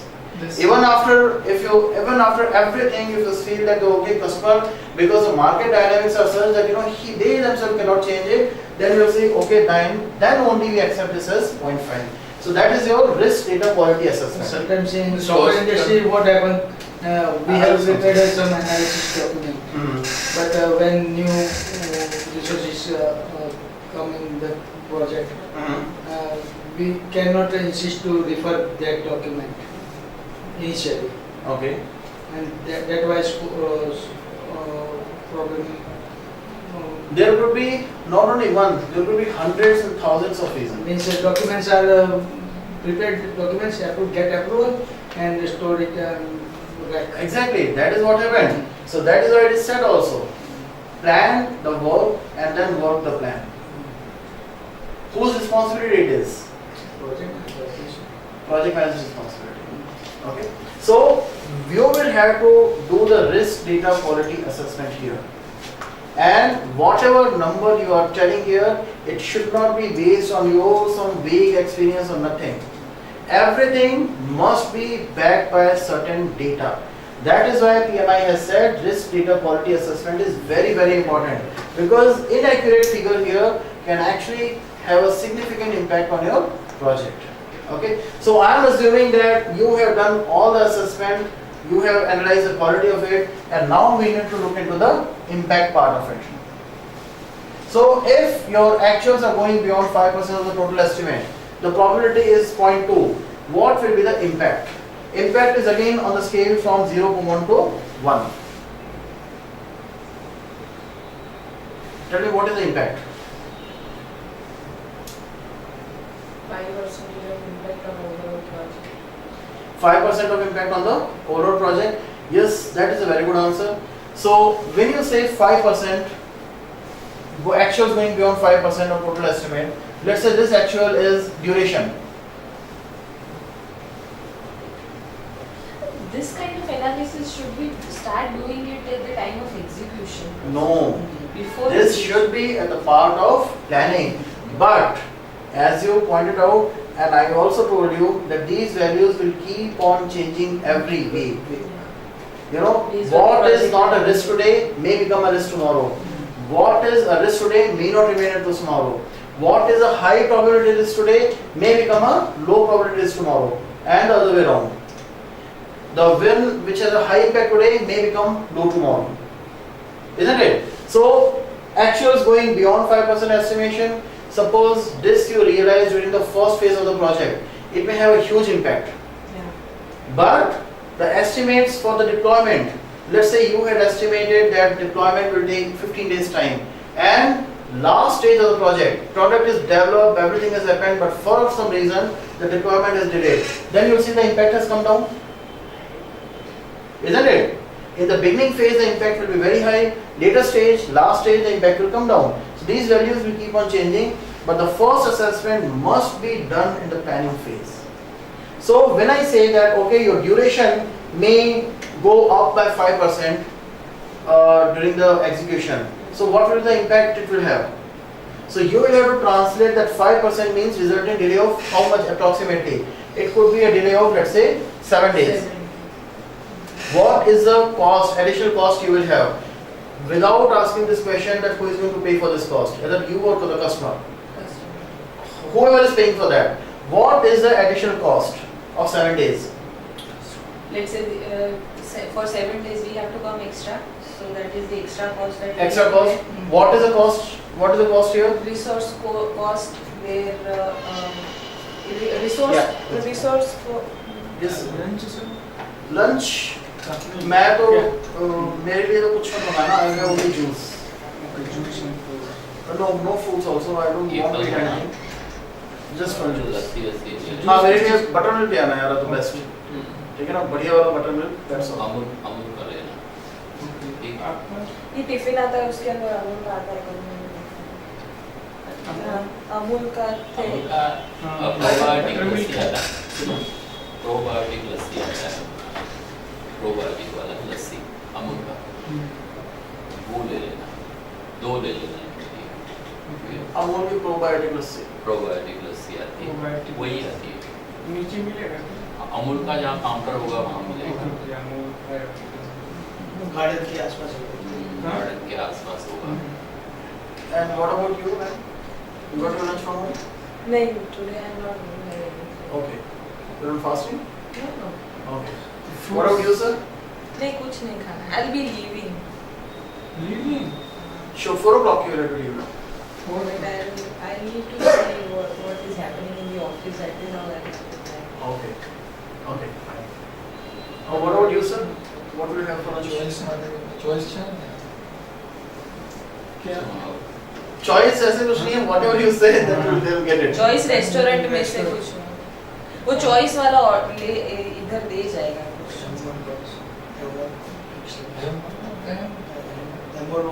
Fix lunch क्या? Fix Fixed lunch. Have over में कोई lunch आता होगा ना? तो वहाँ चलना पड़ेगा. नहीं यहाँ करो. वो डिलीवर तो हाँ कर उसको डायरेक्ट कुलचा पूरी ऐसा. वो आता है उसका fix lunch he will deliver. Fix lunch उसको फिक्स है 3 उसको मैं बोल दूँ फिक्स. तो मेरा भी सैंडविच मंगवा देना. सैंडविच मंगवा लो. बहुत से मंगवा देना. बढ़िया है. वहाँ मिल जाएगा. हाँ सर वो में मिलता है सैंडविच सैंडविच. ले आओ. Vegetable grill sandwich. ओके. आपका फिक्स रहेगा. फिक्स लंच नहीं मुझे सैंडविच ले आओ. सैंडविच. Then एक सैंडविच मेरे लिए भी ले आना फिर. ठीक है. Vegetable sandwich. मेरा vegetable cheese sandwich grill. Okay. मेरा केवल vegetable sandwich. ओके. Grilled. और मेरा विदाउट ऑनियन. ग्रिल में ऑनियन मत उसको मोलना विदाउट ओके। और आपका थाली रहेगा दोनों लोग फिक्स जो आता है उसमें फिक्स। सो 3 सैंडविच, जिनमें से एक चीज सैंडविच, दो दो चीज सैंडविच, एक मिर्च डबल एक नॉर्मल सैंडविच ग्रिल, ओके, और 2 थाली फिक्स लंच। ओके। और जूस किस चीज का रहेगा? जूस नहीं, बटर मिल्क डालना बस, नो फ्रूट्स। हेवर में बटर मिल्क अच्छा मिलता है, हेवर में दो मिल जाएगा। दो लस्सी दे देना, पेट भर जाएगा इनका। खाइए, उसमें 19 नहीं है। ठीक है, okay. So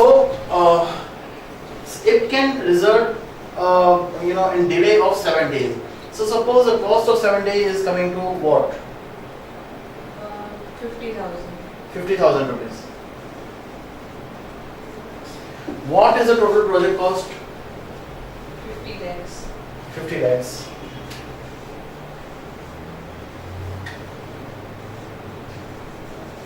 So what percentage of this is of this? 5.0. What is your margin of profit in this? Okay, after margin of profit, it matters. No, why I'm saying is I'm assuming it's a fixed price. Yeah. Okay. Suppose it is a fixed Yeah, price. that's Because if it is time and material, you will not be concerned about this. If it is a fixed price or cost fixed price, you will be concerned about this. If it is cost reimbursable, then also you need not to worry about it. So this will also change according to the type of contract you have or agreement you have with the customer. 10 lakhs. So look, suppose your margin is 10 lakhs. Good. Maybe I should look for a job in your company, huge margin.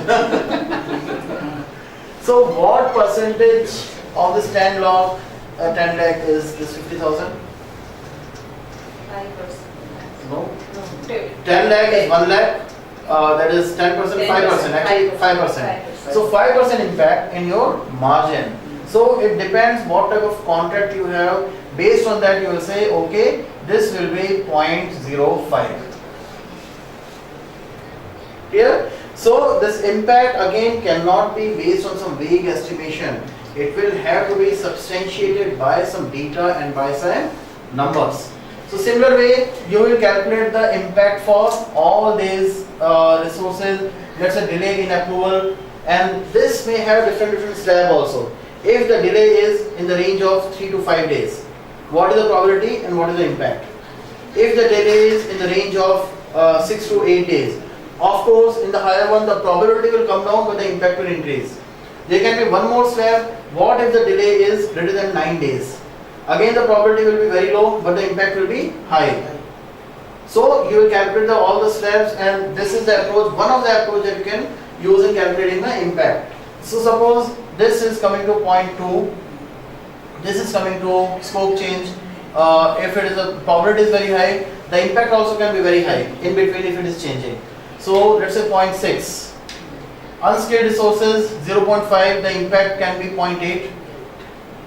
And requirements not fully analyzed. This is actually, I will not consider this as a risk. It doesn't qualify to be a risk. It is actually the inefficiency of the manager and the team. But since we have added it here, But affect the scope change. of course, see, Relate scope with the change scope. and requirement not fully analyzed are two different things. Scope change could be because of the market dynamics also. Your customer may not have any control over that, isn't it? But the requirement not fully analyzed, it means the customer gave the requirements. You did not analyze, the performing organization did not analyze the impact. And then, yeah. क्योंकि वो यही रखता है उसका manual जिसमें बोल टिक कर दीजिए। अरे I will order now it is. You have app?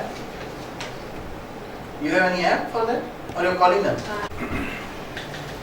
Okay, great.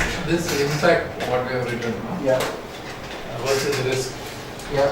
Like any situation, like in this case, like unskilled resources or anything. This is a probability of risk, but at the same time, you will have some items where you will be having savings, whether it's on resources or whether it's on cost. Correct. These needs to be balanced, no? Yes, So we you need need to to do be analysis balanced. for that as well, and this, and then combine. Correct, absolutely. So you, but unskilled resources, the reason you have hired unskilled resources could be anything. It could be, let's say, the cost saving. maybe you did not have the It budget was for for that. the other project, and now for the new project that has come up, for that there is new technology Okay. that client is required. Correct. So that is something is the criteria for skilled resource. Now I cannot hire new set of resources. I have to Absolutely. train the ones. So every which I time you have. cannot do that, you will Yeah. actually have to start grooming the resources also. Yeah. You will have to provide them the training. So you will, that decision is already taken. Even before the project started or before you got to this stage, that decision is already taken by considering all those factors. Based on the saving only, you will finalize your financials. My question was like, is that impact should be reduced? Which one? Impact. Impact. See, let's Should say be reduced. I have No, we unskilled- are, no. So what you're saying is, suppose a project budget is 100,000. Let me complete. Now, project budget is 1,000 rupees, considering all the people will be experienced. Okay. Now, you don't have the skilled resources, so you hire fresher, so your resource cost come down, and now it has come down to 800 rupees. Is it clear? So that part is already considered when you were making your budget. Now what happens is, you are working with these unskilled resources and you are saying that okay, because these people are not trained or they don't have adequate experience, this project may delay. Now if this project delays, your budget or the cost can go to 1200 rupees also. Isn't it? So you will not compensate the amount of delay with the profit that you are making here. No. Profit is a separate thing. And the impact it will have on the overall cost is a separate thing. You will never ever try to compensate or minimize the impact of this by pulling out funds from your profit. That has to be done. That will be done actually, but after you have frozen your plan. Before you have freezing your point, you will have to consider it this way. Yeah, but my question was different actually. Okay. Not on cost. Okay. Let's take any one item, a delay in approvals. Any reason is resulting in an impact. Yeah. Let's say the same example. She's saying the delay in project can cost 50,000 rupees. No, I'm not going to cost part. I'm going only on the activity part. Okay. I have a delay in approvals for one activity. Okay. Okay, and I have other activity. Again, I'm giving for approval where I get quicker approvals. What I'm trying to say is like I have unskilled resources for a particular activity. Let's say for excavation, I have unskilled resources. Okay. But when I go to concreting, I do it faster with good resources. Mhm. So when I combine both of them, the overall impact of the project is not affected. No, you will not use that approach. No. Why? That approach that you will do when you are doing the project closer, when you are doing your project postmortem. Okay? When your senior finance people, your finance controller, you are sitting with the finance controller, and then you are doing the postmortem that okay, how much total we spent on this, how much money we make out of it. So what is our margin of profit? That time whatever impact has happened, you will consider that. But here, you will have to calculate this individually. You will not try to offset the risk that okay, we are having the higher impact here, but we are having the lower impact here, or maybe we are saving some money. So let us do the adjustment here and minimize this. On the same activity. No, never. If I'm losing some labor somewhere, I have to have the risk assessment for that. Absolutely. But what about the ones I'm gaining labor also from? If some you are activity? gaining from that, show that separately. You will never ever offset that risk. You will never try to compensate or strike a balance between these two. No. Clear? You will be doing that, but you will do that at the project completion. When you sit and find out that okay, how much total money we spent on this project, how much total money we made on this project, and what was our plan. That time you will do the trade-offs and you will do the balancing act here. But when you are planning for it, and when you are managing the risks here in the project, when the project is going on, you will never do that. Because if we go to the first point, activity, 5%, we will have one activity where we have too much budget. We will have Okay. another activity where it's a lesser budget. Okay. When you combine, you are okay. But on the activity, you are losing. Absolutely. But you will have to consider one more thing. What is a low probability, low impact is today may become a high probability, high impact is today, tomorrow. Because these ratings, the values will keep changing.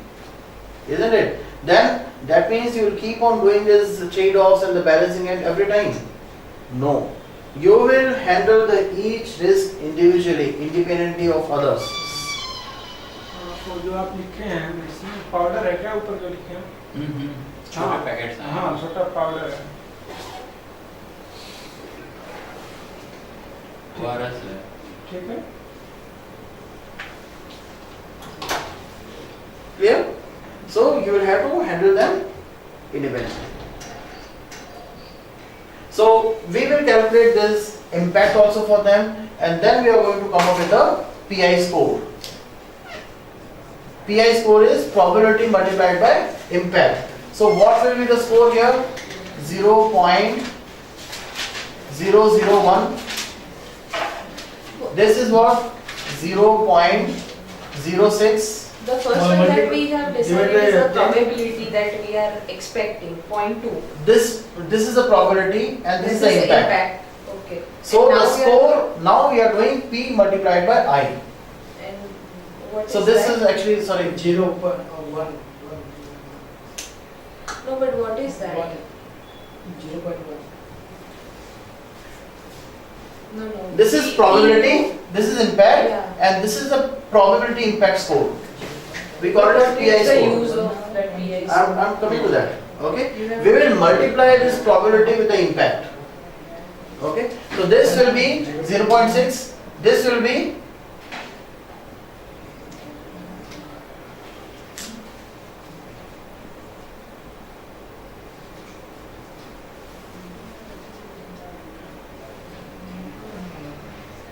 fine. No, this will not be 0.4. Yeah, it will be 0.04 only. The first one would be 0.01. and 0.01. 0.01? Yeah, It is 0.01. 0.01 नहीं वो. एक minute. No, this will be 0.001. Okay, yeah, 0.00. It's correct. This will be 0.001. This will be 0.06. This will be 0.03. This will be 0.04. Because you have two values after decimal. Mhm. So this is the PI score, probability and impact score. How you are going to use this is, then we will have to have an approach. So this approach you are going to define in your risk management plan, that all the risks having a score between 0.1 to 0. Let's say 0.001 to 0.3 will be considered as low risk. Okay. Now we are doing a risk categorization. All the risks having score from 0.4 to 0.7 will be considered as mid risk. All the risks having score from 0.8 to 0.99 will be considered as high risk. All the risk having score of 1 will be what? The project will fail. It is a disaster. Disaster, complete wipe off. And then your project manager cannot handle this. This needs to go to your leadership team or the management. For example, tsunami, earthquake, isn't it? They will not impact only one project. This risk will impact only one project. This risk will impact only one project. But if there is any earthquake, unfortunate event, if that happens, your entire organization is affected, and the score will be impact in that situation is going to be 1. And if that happens, it is going to be complete wipe off. And then the management team will have to use their own funding, their own reserve, contingency, management contingency reserve to restart the project. Okay, so tell me any of the risk you identified. Suppose the probability here is 1. Then how that should be handled? I told you the scale is from 0.1 to 1. And you identified one risk where the probability is 1. It means what? 100% it will not be done, no? Sorry? 100% risk. 100% probability. Yeah. Okay. So whatever we do here, we are actually calculating that what is the probability. It means what is the amount of uncertainty it has. But then the amount of uncertainty we derive at the time of planning the project. Yes. At that time, what kind of proofs should be present? Uncertainty, Yes. your historical data or the analysis or the market statistics. Let's say one of the element here is escalation in raw material cost. How will you substantiate that data or the facts for that? So what you will do is, you will say that okay,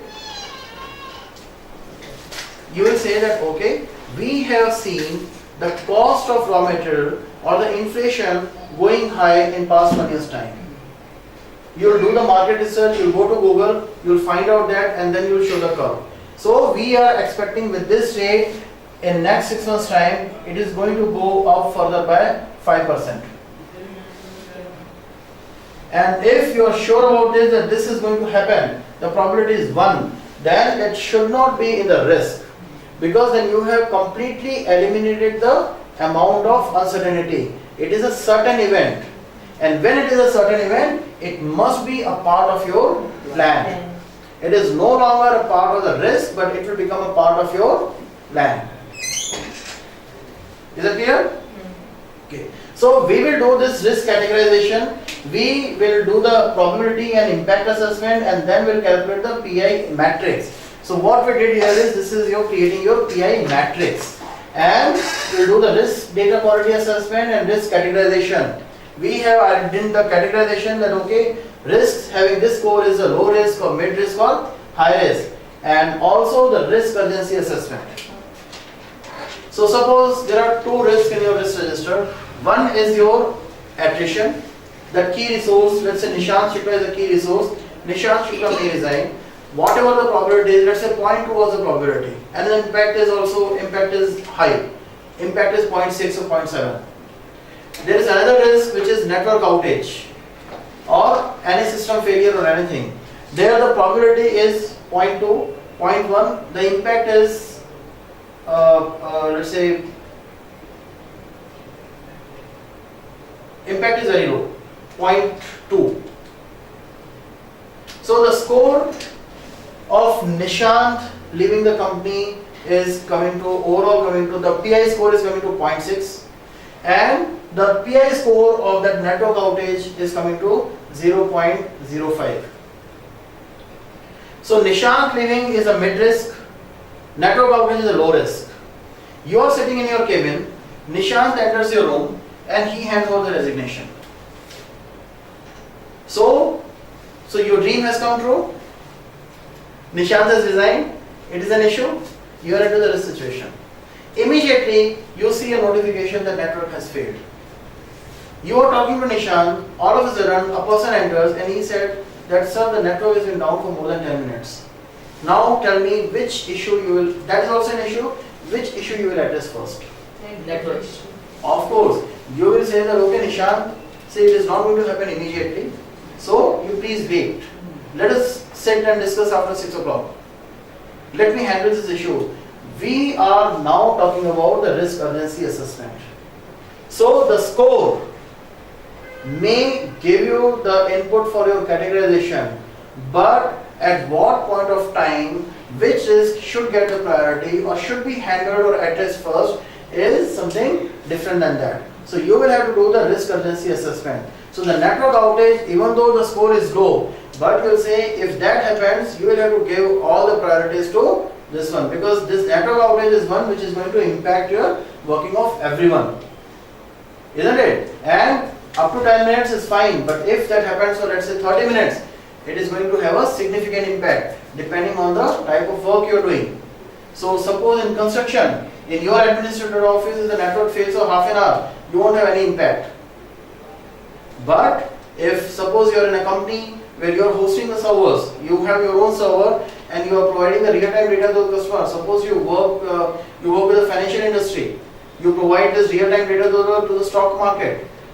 Delay of 1 minute can cause loss of millions of dollars, isn't it? So you will have to do your risk urgency assessment as well, that which risk should be handled on top priority if that happens. And your expert judgment, Experts are your stakeholders who have received the specific training or who have handled this kind of situations in past. With that, we are going to come up with our project document update. And what is the key document we are going to update here? Risk management plan. Risk register. Okay. Once we have done the qualitative risk analysis, now we need to do the quantitative risk analysis. So quantitative risk analysis, we will start analyzing the values or this risk numerically. It means to handle this risk, if we have to take certain decision, we will calculate what is the monetary value of the decision, how the decision should be taken, and who and what will ensure or will tell us that what is the probability that your decision is going to be right. So for that I will give another example here which is very easy to understand.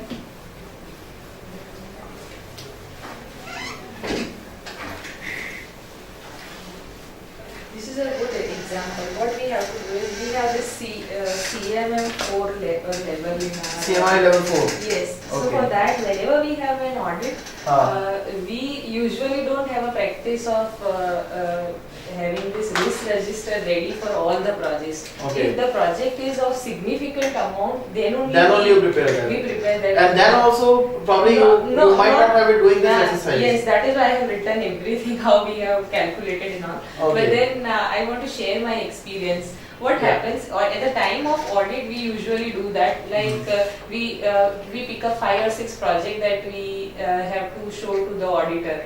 So for those 5 projects, we prepare all the documents at the same time. Even if the project is, let's say, in the last stage of completion, we prepare all sort of documents, and that is so bad about the certain processes. Correct. Because that is what happened.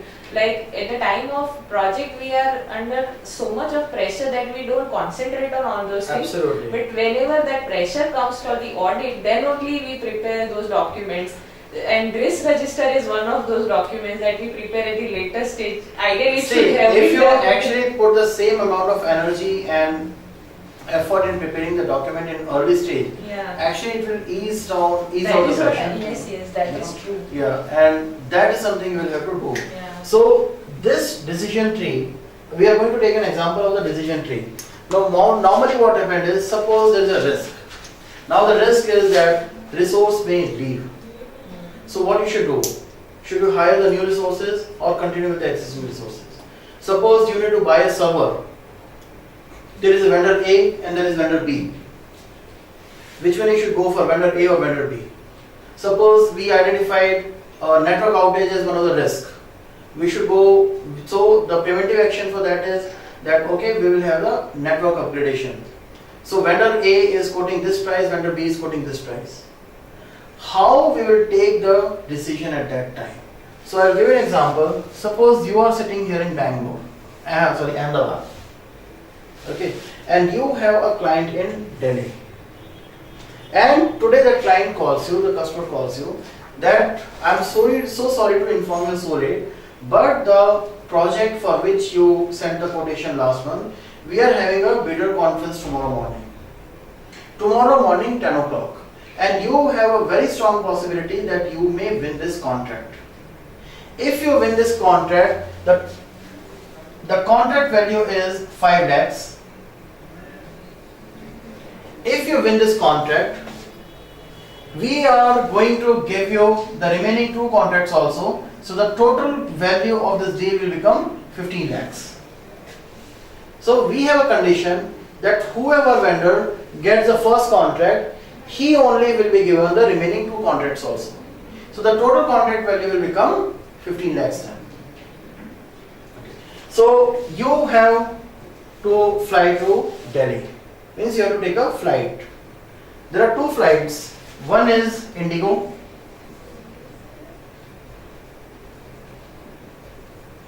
The ticket for that flight is 12,000 rupees. And another flight is Air India. And the ticket price of that is 9,000 rupees. Now if you ask any ordinary businessman that which flight you would like to take, he will straight away say, I'll go by Air India. Because it is 9,000. it is cheaper. That is a normal thought process that people have. Not only the businessman, almost everyone. Let us look at the other data now. What happens is, Indigo, if you take Indigo flight, the probability of this flight reaching on time is 90%. Okay, Indigo has the best record among all the airlines. If you take the flight, the probability of this Indigo flight reaching with a delay is 10%. The probability of Air India flight reaching on time is 80%. The probability of Air India flight reaching with a delay is 20%.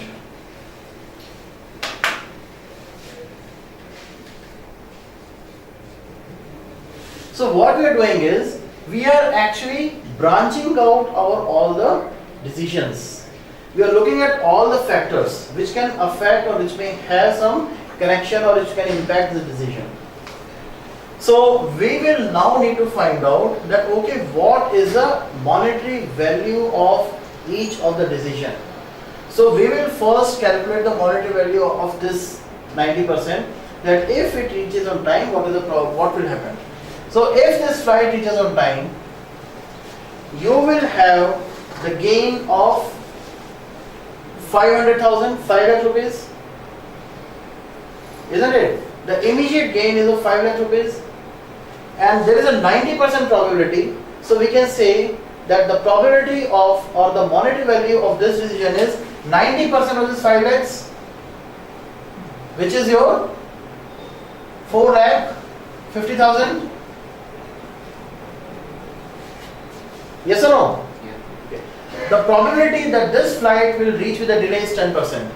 So what should be the monetary value of this 10%?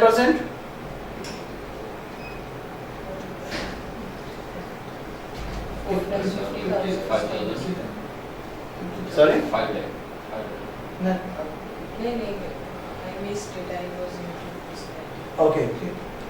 What we are trying to do now is, we have this branch, we have the branches of each of the decision, Yes. that if this flight reaches on time, the probability of that is 90%. Right. If this flight reaches on time, what is the gain that we are going to have?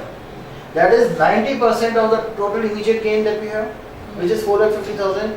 This flight can reach with a delay also. If this reaches with a delay, what will be the loss that you will have? 50,000. 50,000. 50,000. No. When we calculate this, we always minimize our profits and maximize the losses. Whenever we are making the assumptions, we will always consider the profit with the we will always minimize our profits and maximize the losses. So when we have to talk about the losses, we will say, if we miss this contract, so the total value we are going to lose is not only 5 lakhs but the 15 lakhs. So 2 lakhs. So the 10% of 15 lakhs is going to be what? 1.5 lakhs, isn't it? So the value of this flight reaching with the delay is actually 150,000, and we are going to subtract this loss from the gains. So we will be left with 300,000 minus the ticket price, that is 12,000. So this is coming to 288,000. That is something you have derived with two figures, like 5 lakhs is one project, and then if I am going there, then the probability of getting one more project is high. So that is why I am considering 15 lakhs. But let's say in generalized example, we have only single project for which the amount is 15 lakhs only. Correct. So in that condition, how should we calculate? Okay, this so in 90%? that condition, you will not consider whether I should go for this project or not, but you will consider that if we go for this project, what is the probability that we will make 10% profit?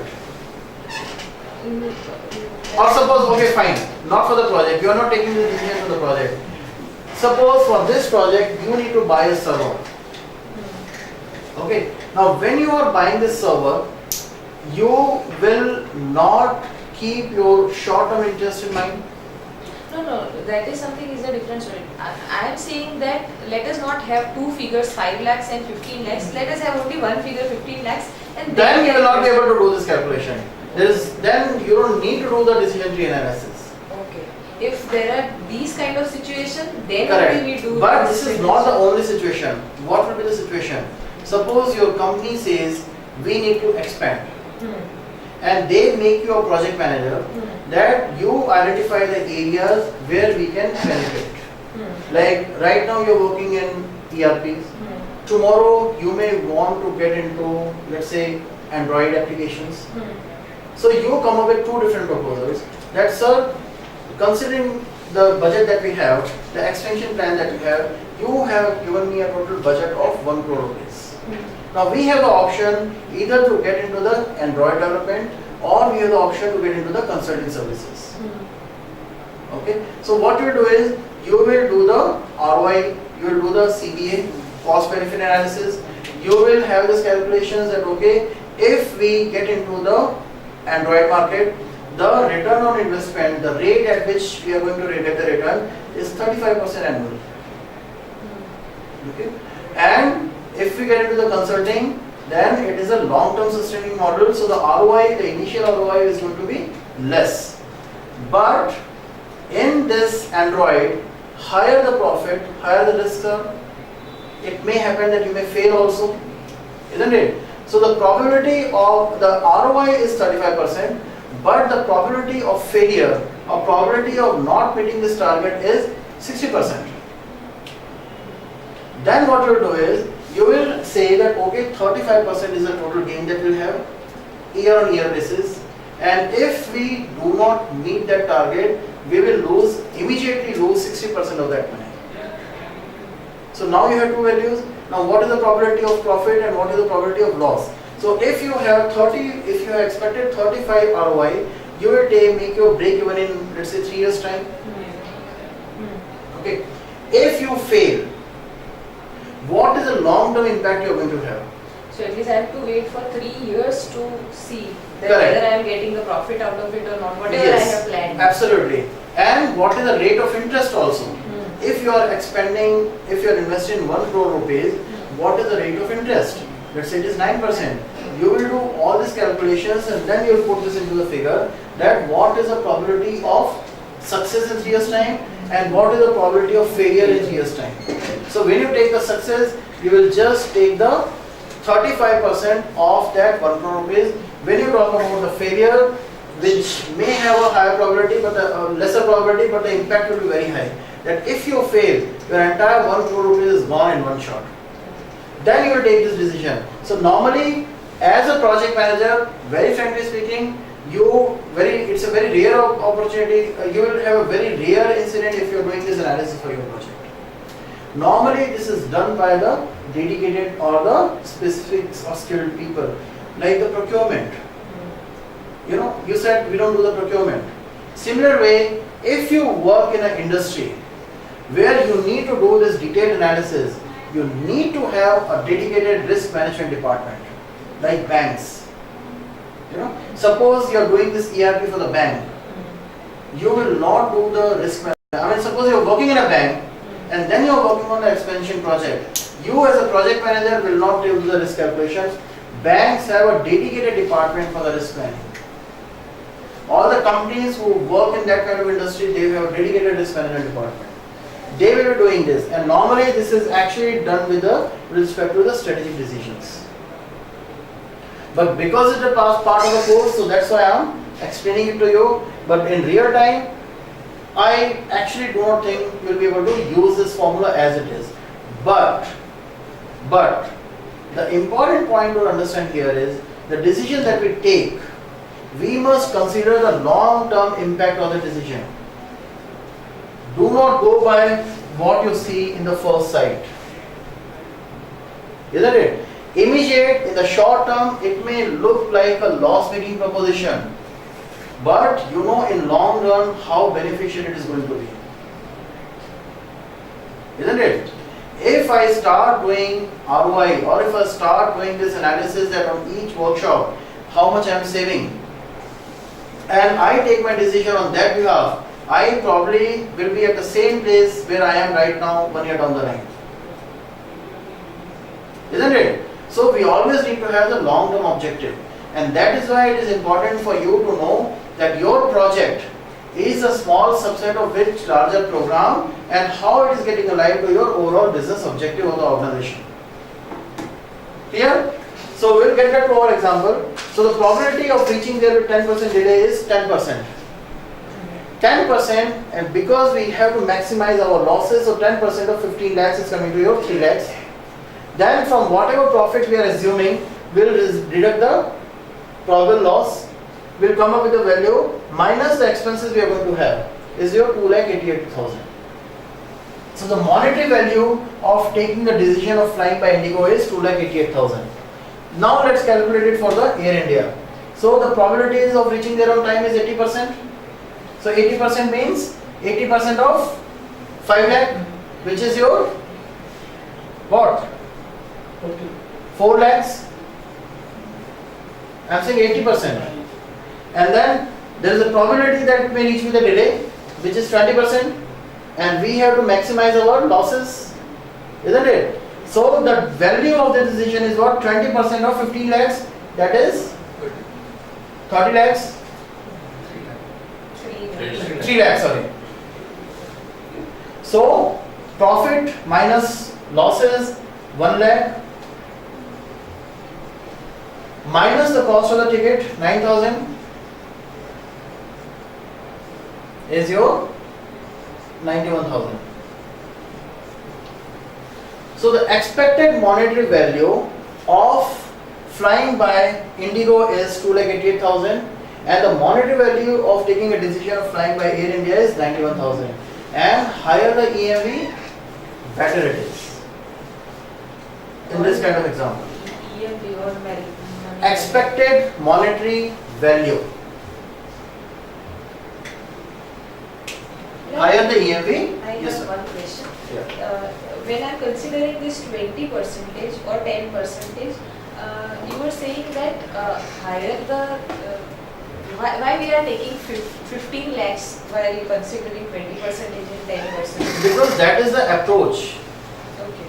That is the approach. That is a guideline. Okay, guideline. But then Yes. what you say, just repeat that Okay. statement. So I am saying that whenever we have to consider the value of a decision, we will always make the assumptions keeping in mind the profit will be minimum Okay. and the losses will be maximum. Minimize the gain, maximize the losses, isn't it? And it actually relates to the general philosophy also we have. What people say is keep your expectations low and then you will be very happy, isn't it? Keep your expectations bottom low, you will be very happy. Suppose if you say that okay, I am going to consider everything with this, my total gain is going to be that much and that high and blah blah blah, and suppose it turns out to be low, then whatever plan you are going to make, future plan based on that high number, higher assumptions, may not turn out to be true. So the probability of your project not achieving the target will be low, which will leave a bad dent on your company and on your image also. That is why the approach is minimize the profit and maximize the losses.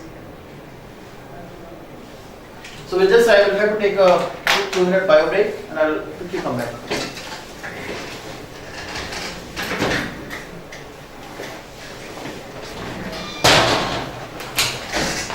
This is complicated. Yeah, because I couldn't understand. That is why I am writing it, because I halfway, that is why I was asking you. The EMP earned monetary value that he has calculated. This is two contracts, no? Yeah, that is, and the example that he is saying 5 lakhs and 15 lakhs, that is Gain is something. considering on Yeah. 5 lakh, but loss Loss is considered 15 lakhs. That is something is confusing. Even in any real time example, I am not able to connect it. Like this one, you will tell him to give another example. Yeah, that is why I told him in beginning that let us take only 15 lakhs. because But then he said that's not correct. That's There's a not- meaning in that. yeah, so that is I guess to be the example. આ એક્ઝામ્પલમાં ખબર પડી, આમાં મને પડી ખબર, પણ પછી હવે આમાં ખ્યાલ આવી ગયો.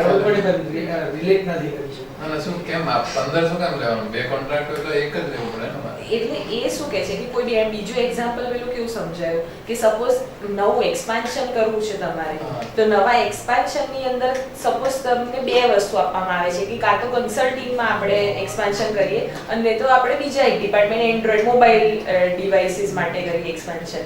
નાવ એ એન્ડ્રોઈડ માટે કરવા માટે શું છે પ્રોબેબિલિટી? તો એણે શું કીધું કે મોબાઈલનું કરીશું તો મને એમાં પ્રોફિટ ઝડપથી મળશે પણ રિસ્ક હાઈ છે.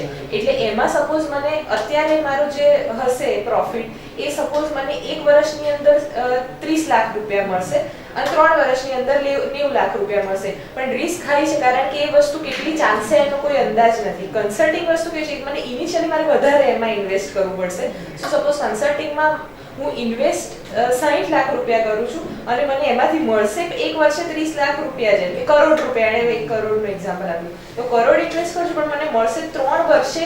હજી હું જોઈશ પણ એ લોંગ ટર્મ ઇન્વેસ્ટમેન્ટ છે તો પછી સારું ચાલશે, બીકોઝ કન્સલ્ટિંગ છે ઓન ગોઈંગ બિઝનેસ થવાનો છે.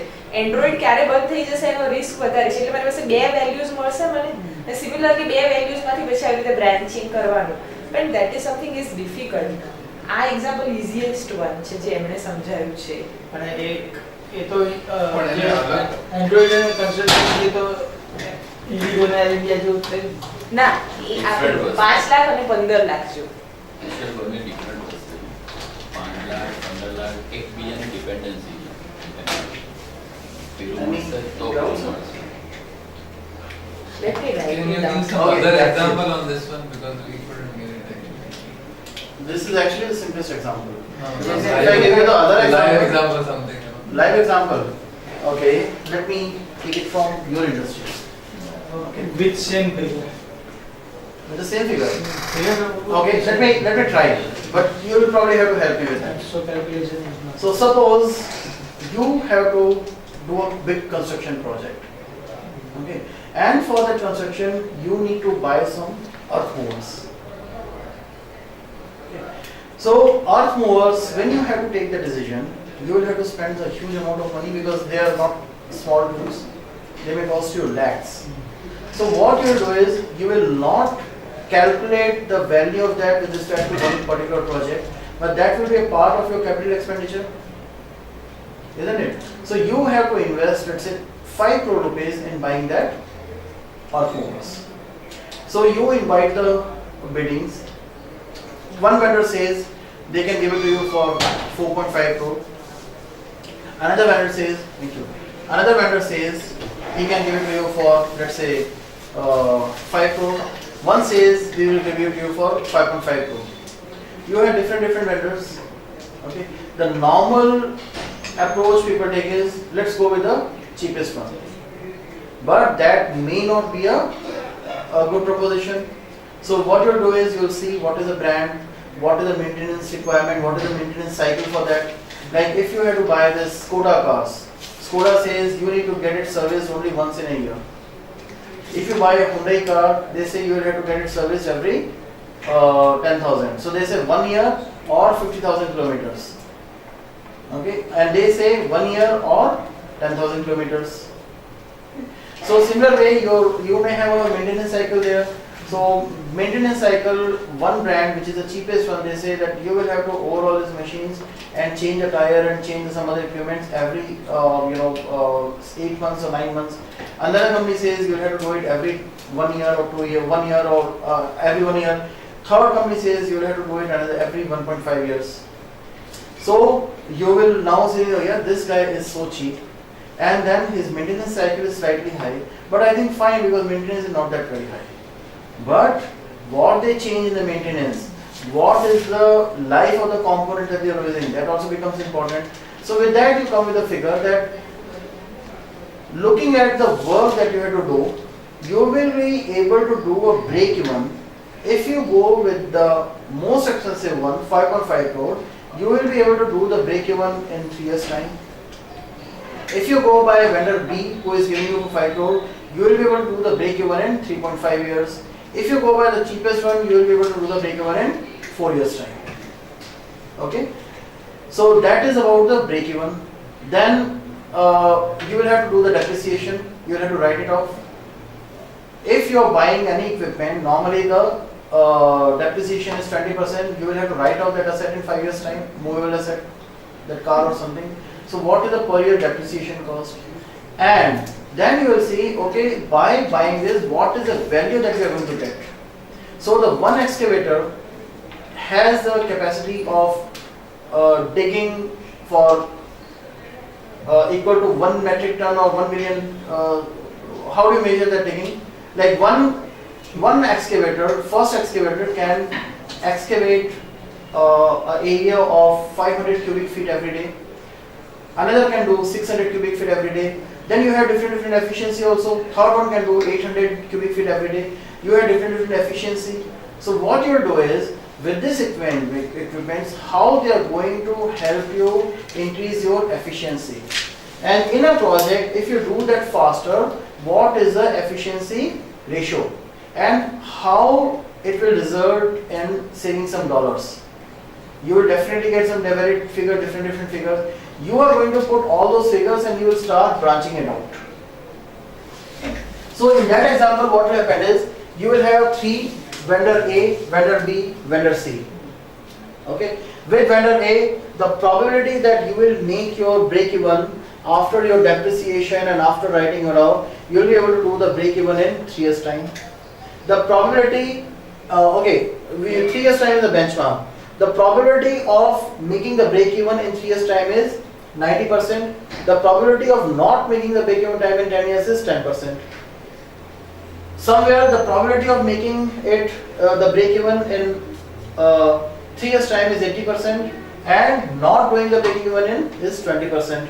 Somewhere for the vendor C, the probability of doing the break even in 3 years time is 70% and not doing the break even 3 years is 30%. That could be just a random figure. Now what you'll do is, when you say the break even, you will consider only the money that you're spending on that machine. When you say the probability of not meeting the target is, what you'll do is, you will not only consider that money, but you will consider the interest on that also. You will also consider the margin of your profit from the projects as well. Isn't it? Because if you make money, everyone will be happy that okay, we are doing this. But if you do not make money, if you have some losses, there are some other areas also which will get impacted. Okay? So that means you will have to consider, you will have to calculate all those areas which might get impacted. That includes your cost, the money that you're spending on that. That will impact the margin of profit that you will have. That you will also have to add the rate of interest. You will have to add the rate of interest on over and above depreciation cost as well. Isn't it? So all these factors, you will see that okay, this value is the gains that you're going to have is you're writing off 5 crore, and if you do not make that impact, if you do not make the break even on that time, the total impact that you're going to have in your company is 8 crore. 8 crore is including your depreciation, your rate of interest, and the amount of lag or delay you may have in your project also. You will include that cost as well. And if you have to calculate 90% of making the break even, you will have to do the 90% of 50 crore and 10% of 8 crore. Based on that, you will take a decision that which vendor you should go for. Is it making it clear? Clear. Sure? Ma'am, is it clear? Yeah, it is clear with this example. Okay, great. Fantastic. So what we need here in the quantitative analysis, our risk management plan, cost management plan, schedule management plan, for the reasons that we just discussed. Risk register, of course, risk register will be key input in all the processes in risk, and your EEF and OPA. So tell me which input is not clear? All clear? Then we will use this data gathering and representation techniques. Data gathering and representation techniques is what? We will do the interview. We will do the interview. We will do the decision tree analysis. This is your decision tree analysis. Okay. This is how we are going to represent that. Because if I simply go and just put the figures here that we should go by A or we should go by vendor B, no, that is not sufficient. We will have to substantiate it with the real-time data, facts and figures. Then only you will be able to get the proper decision from the leadership or the senior. This you will also have to do your sensitivity analysis, that is what if. What if the rate of interest changes? What if the cost of project increases? What if the depreciation comes down? So you will see how sensitive these decisions are, how sensitive they are to the cost, how sensitive they are to the different factors which may impact them. You will also do the monetary value analysis. So this is called as your EMV, expected monetary value. This is called as a monetary value analysis. So monetary value analysis is the output of your decision tree. Okay. You will also do your modeling and simulations. What is the modeling and simulations?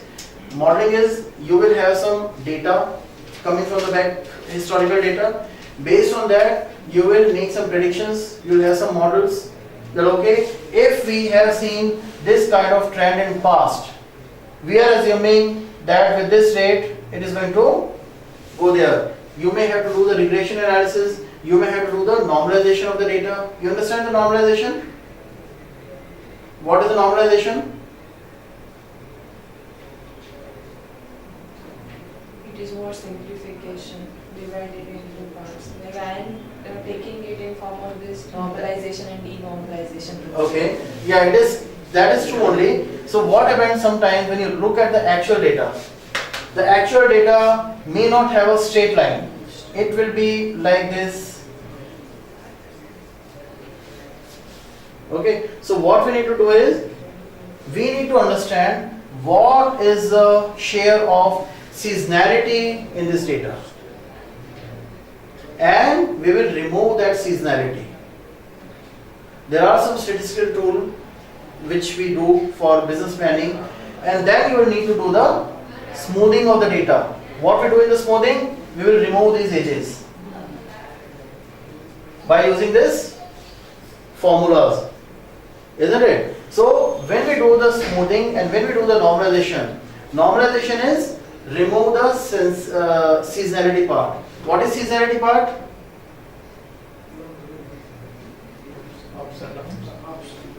Let's say in your case, the cost escalation.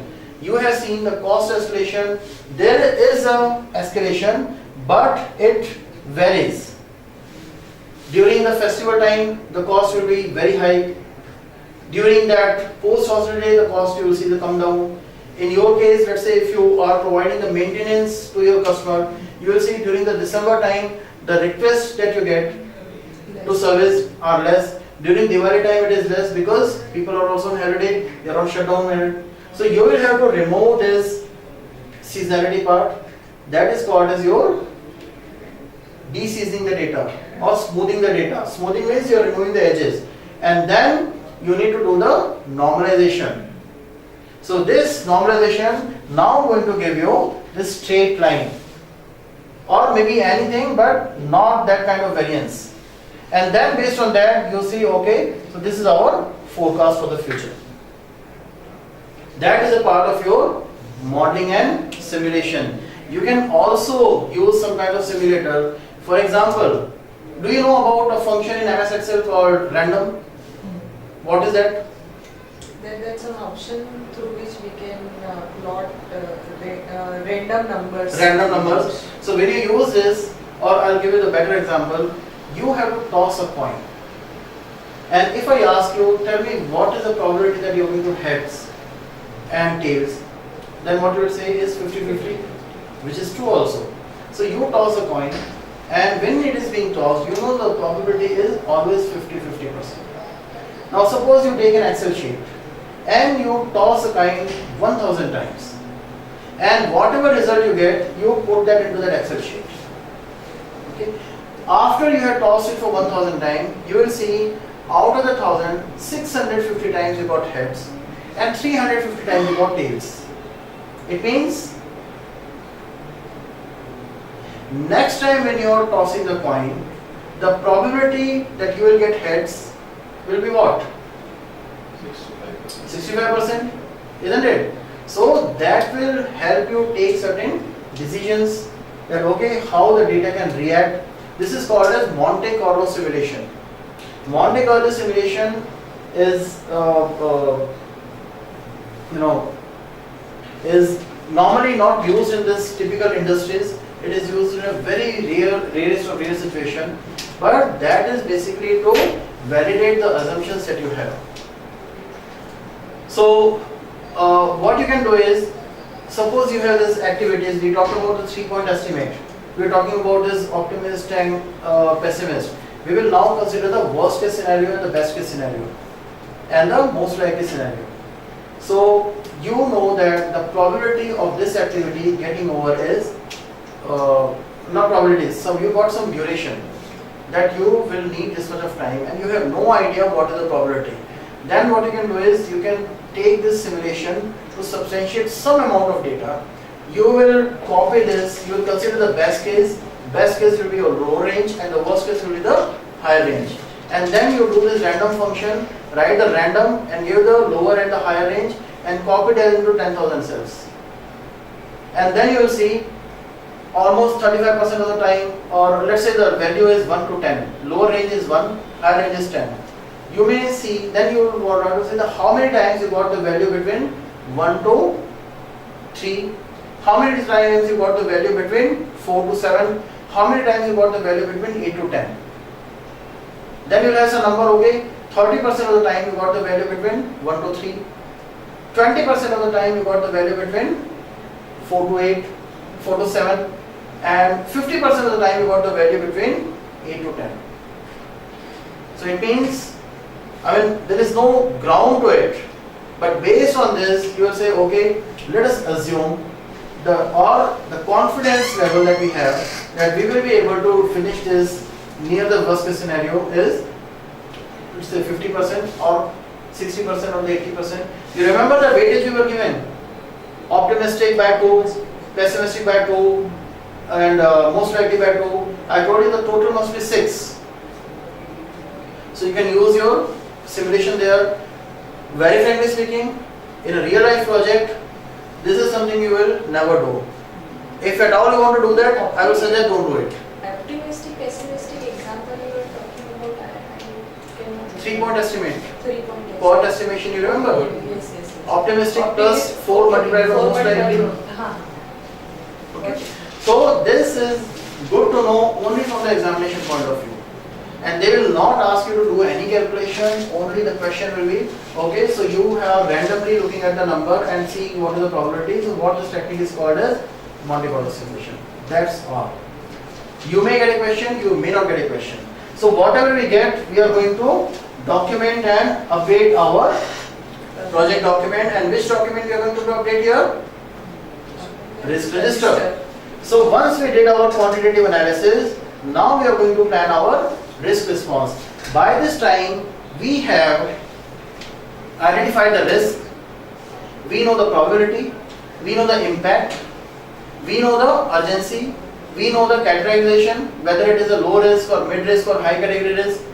We also know the probable impact of the action that we may take, we are going to take, how it can impact us with respect to dollars.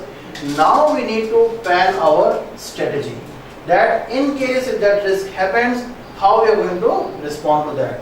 And for that we have 4 options.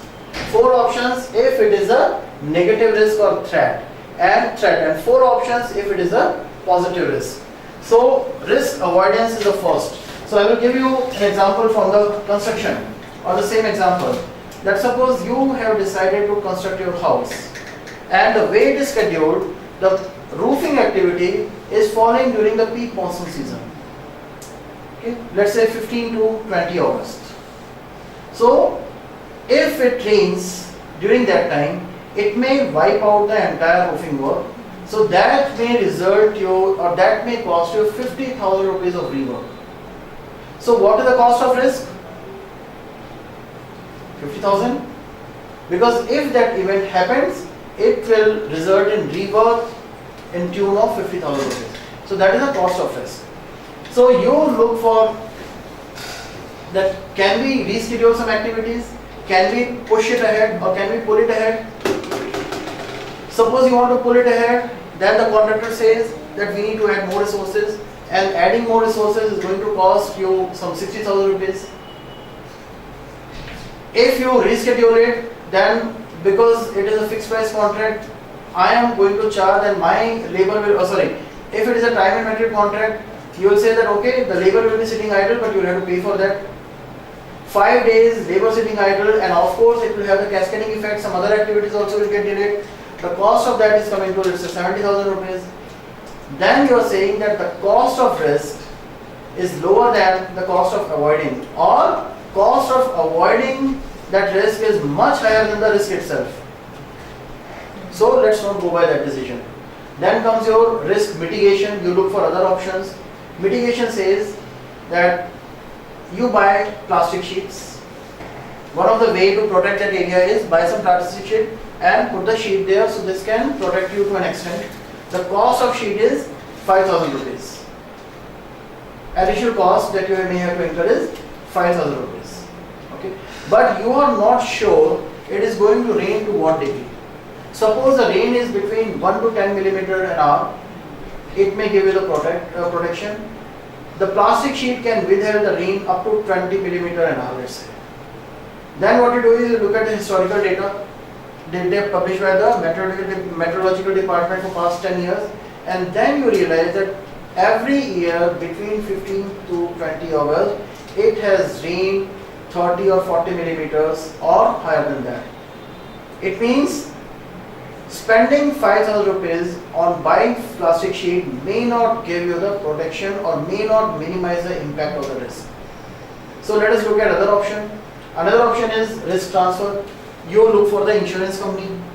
Okay, I am going to construct my house. Can you provide me the insurance coverage for that? They will say, sir, we can definitely do that, but we will not do only for that roofing activity. We are going to give you the coverage for the entire construction. And the premium for that will be, let's say, 40,000 rupees. Now, cost of risk is 50,000. Coverage for that or the protection from that or eliminating that risk is costing you 40,000 rupees extra. Okay. There is one more factor. We are saying that it may happen. The rain may happen. The rain may happen to that degree. It means there is some uncertainty. It may happen and it may not happen also. If the probability is of raining at that time is 0.6, that means there is a 40% probability that it may not rain also. And if it doesn't rain, your entire transfer or the insurance will go waste. Isn't it? So you look at the other option. Other option says, fine, let's not take any action right now. Let us continue. Today is April. We will continue with our construction work till July, end of July, and we will re-evaluate the situation at that time. And that time we will see what action to be taken. Because it may rain, it may not rain. Sometimes when the cost of avoiding it or mitigating it or to transfer it is much higher than the cost of risk itself, you will say, okay, fine, then we will accept it. If it happens, fine, we will redo the work. If it doesn't happen, we will see. Because then we will be able to save at least on all these things. So when you reschedule your project or you take some actions by which you can avoid getting into that risk area, that is called as your risk avoidance. Okay? When you take some actions which will minimize the impact of the risk, is called as your risk mitigation. When you transfer the risk to a third party, buying insurance coverage or giving it on the contract, then okay, fine, I will give you a fixed amount for the roofing work. I don't care what happens, but you will have to ensure that it is getting done on 20th of August. That is your risk transfer. Then if it rains and the work is washed out, it is not your responsibility. isn't it? It is a contractor's responsibility, and you don't take any action right now. That is your risk acceptance, isn't it? So you will have to take a decision. You will have to take the appropriate decision. Normally, whenever you talk about the risk, a person who is not aware with the project management processes, you go to them, and the only action they will suggest is mitigate the risk.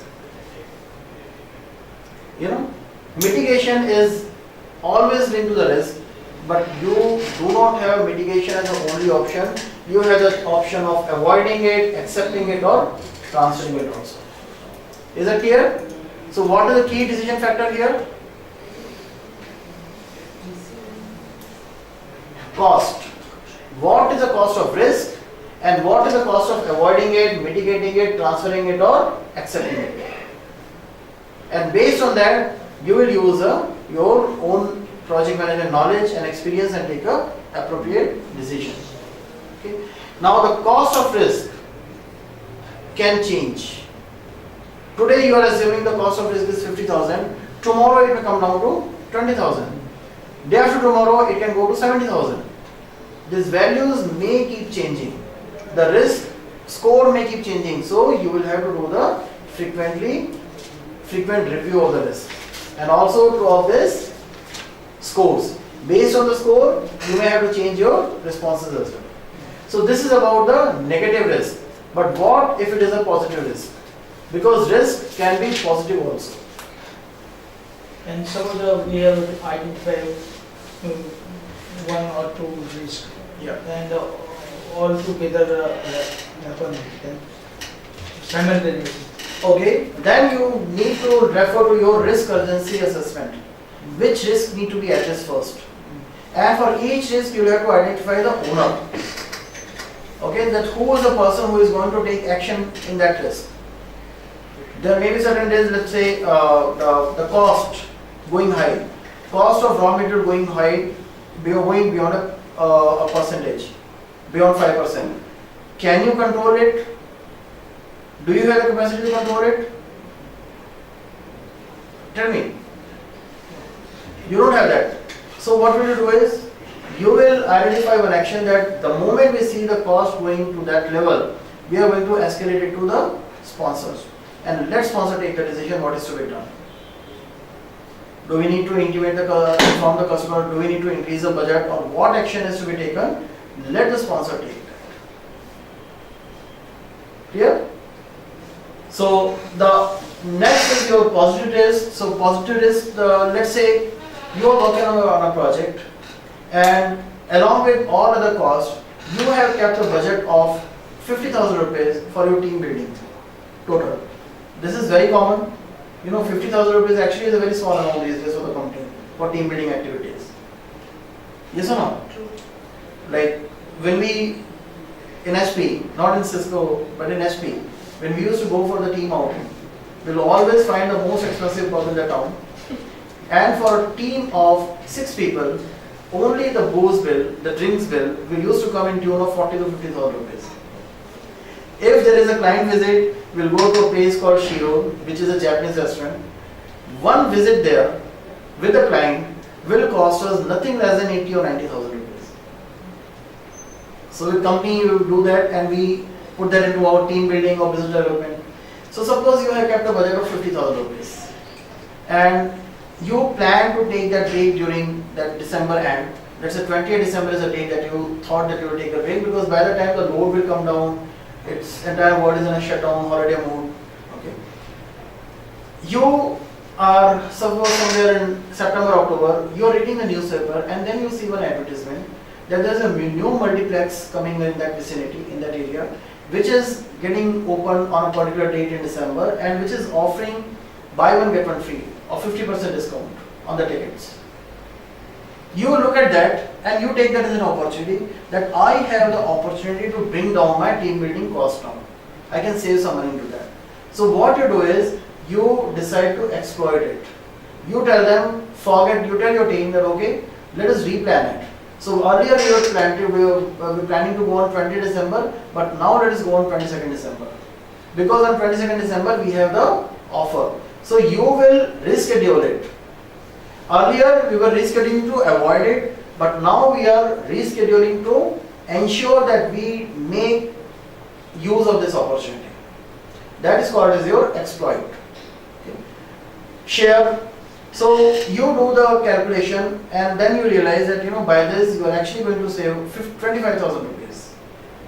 So what you can do is you can transfer, you can hire an event management company. You will give them 5,000 rupees.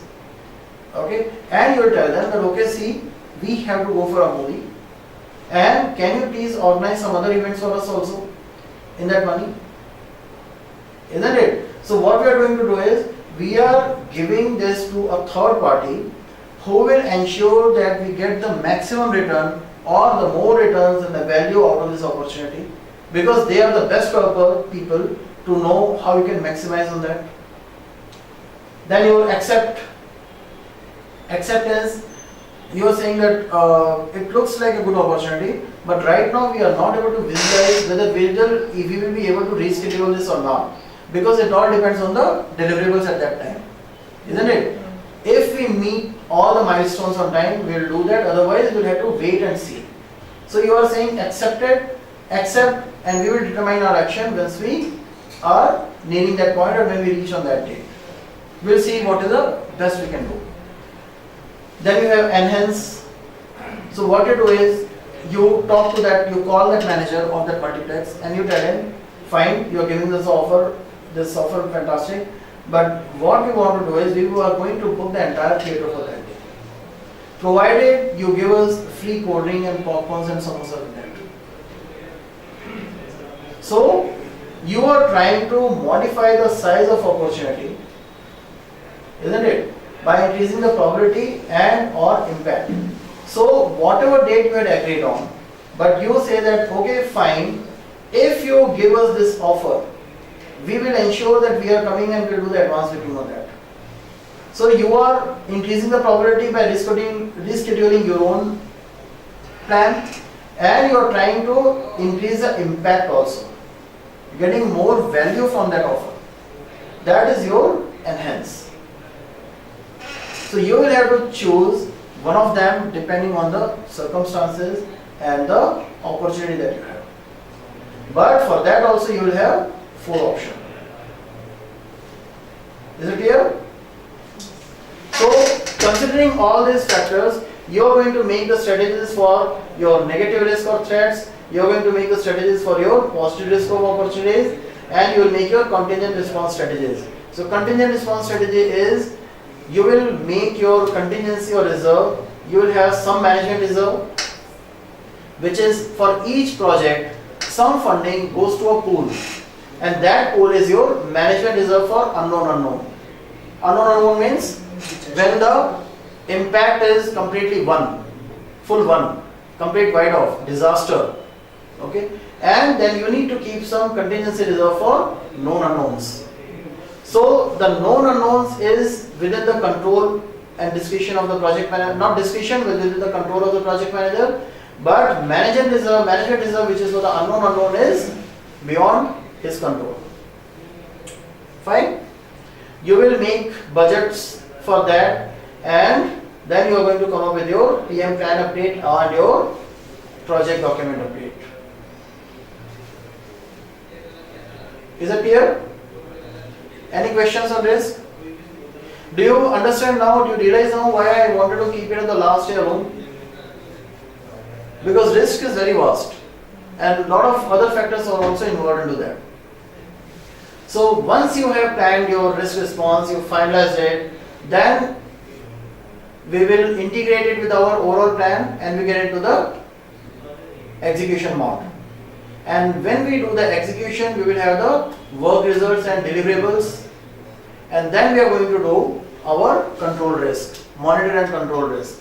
So this is basically to use to identify, to track the risk and also identify whether we are heading towards a risk situation or not, and do the risk reassessment, risk re-identification, risk reassessment, because what is not a risk today may become a risk tomorrow.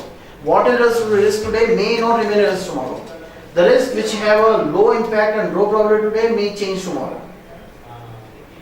Clear? So what we need is, we need our PM plan and risk register, and we now need our work performance data and work performance reports. So why we need our work performance data and work performance reports?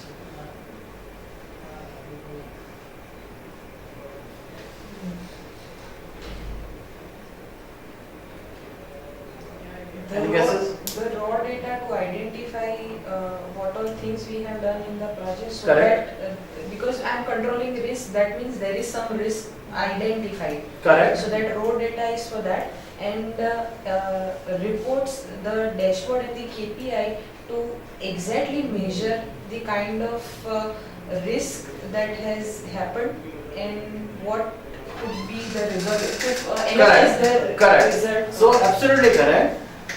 We will use this data to identify, are we into the risk situation? If yes, implement the actions that we have or the strategy that we have made, or we may not be in the risk situation right now, but the way we are progressing, we may head towards a risk situation. You said that 5% cost escalation beyond 5%. So what we do is, we will see that to what degree the cost has changed from the previous cycle, and we'll use the report, and not only this report, we'll use all the previous report, and we'll prepare a trend. But we saw on the first week the cost increased by 0.5%, then it happened 0.75%, then 1%, then 1.5%. So we know there is a trend. The trend, the end point may be well within the control, but you know, if it continues, another 3 weeks time, we are going to reach to we will be in a risk situation. So what you will do is, you will take the proactive action, or you will inform the stakeholders well in advance, so they don't get a surprise, they don't get a shocker. They are aware that okay, this is coming, so they can also take precautions, or they can prepare in advance. We will do our risk reassessment for the same reason. What is not a risk today may become a risk tomorrow, and the score may change. Risk audit. What is the audit here?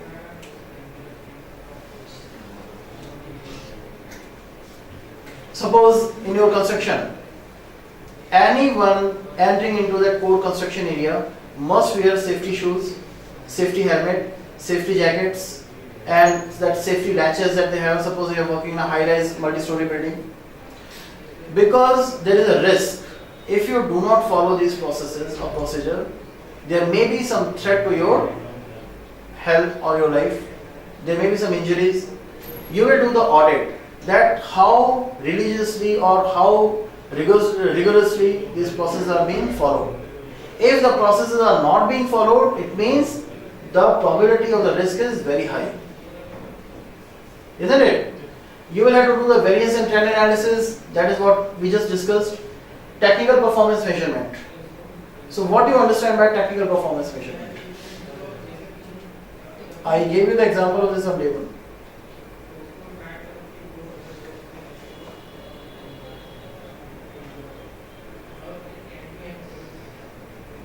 So, okay, suppose you are working on an application, and for that you have identified all the deliverables. Okay, we have to add this feature, that feature, and blah blah blah, and so many things. So you have the scope, you have the time and everything. The project is going exactly by the scope and the time and the cost as well.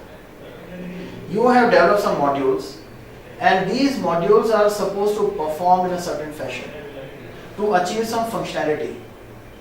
Even though the work is getting done on time, but have you achieved that functionality? Is the product that you are developing, is it performing as per the expectations? That is your technical performance.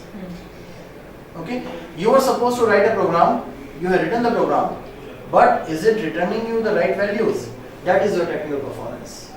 You have to install a lift, you install the lift within scope, time and cost, but is it taking you from ground floor to 50th floor in 10 seconds? That is your technical performance. Is it clear? You will do all that, and you may have to do the reserve analysis again. Because if the risk score is changing, if the probability is changing, impact is changing, you may have to have a relook at your reserve also. Suppose the risk has already happened, then you might have consumed some of the reserves from there. Do we need to add something to that? You'll do all those analysis and then you'll come up with your change request. If needed, you raise a change request. If you are in a risk situation, you will identify the factors which are causing this risk, or there may be some indications that you may have towards the risk, and you will try to influence those factors. Suppose there is a resource. The resource is not working efficiently, and because of its inefficiency for any reason, the work is getting delayed. Before it reaches a threshold point, you will raise a change request that okay, I need to change this resource. 5 minutes. And you will have the work performance information, reports with respect to your work performed, and you will have subsequent the PM plan update, documented date and OP update. Is it clear? Any questions on this? Any doubts? Sorry? So far, no. No doubts? All clear? Sir? Somehow. I can understand. At least with you, in your context, I can understand. But is there anything that I did not explain properly? That is the reason, or because of your lack of exposure to this work area? To this work area. So I will accept that, and I think for that you have to study. You will actually, if I am saying that they need to study for 140 to 160 hours, for you I will say just double the amount, double the effort. So for you it will not be that easy, but I am there to help you. Whenever you are stuck, you have my contact details. Okay. So this ends the risk management area as well. And now before we break for the lunch, we have this quiz.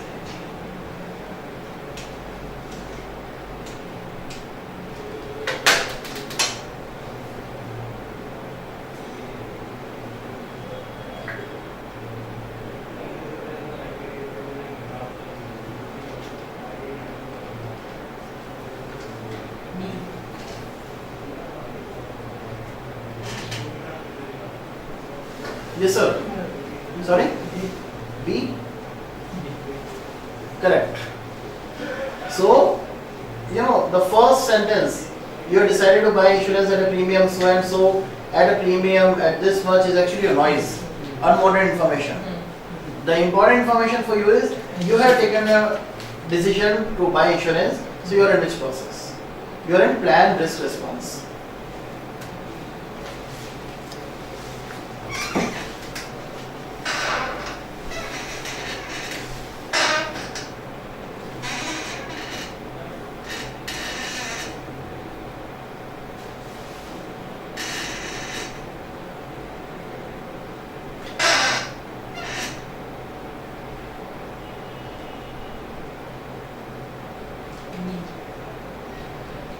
D. What about you, sir?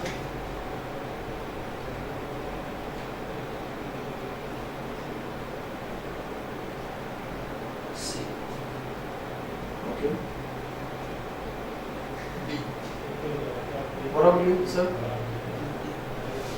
The correct is D. So, what you should do first?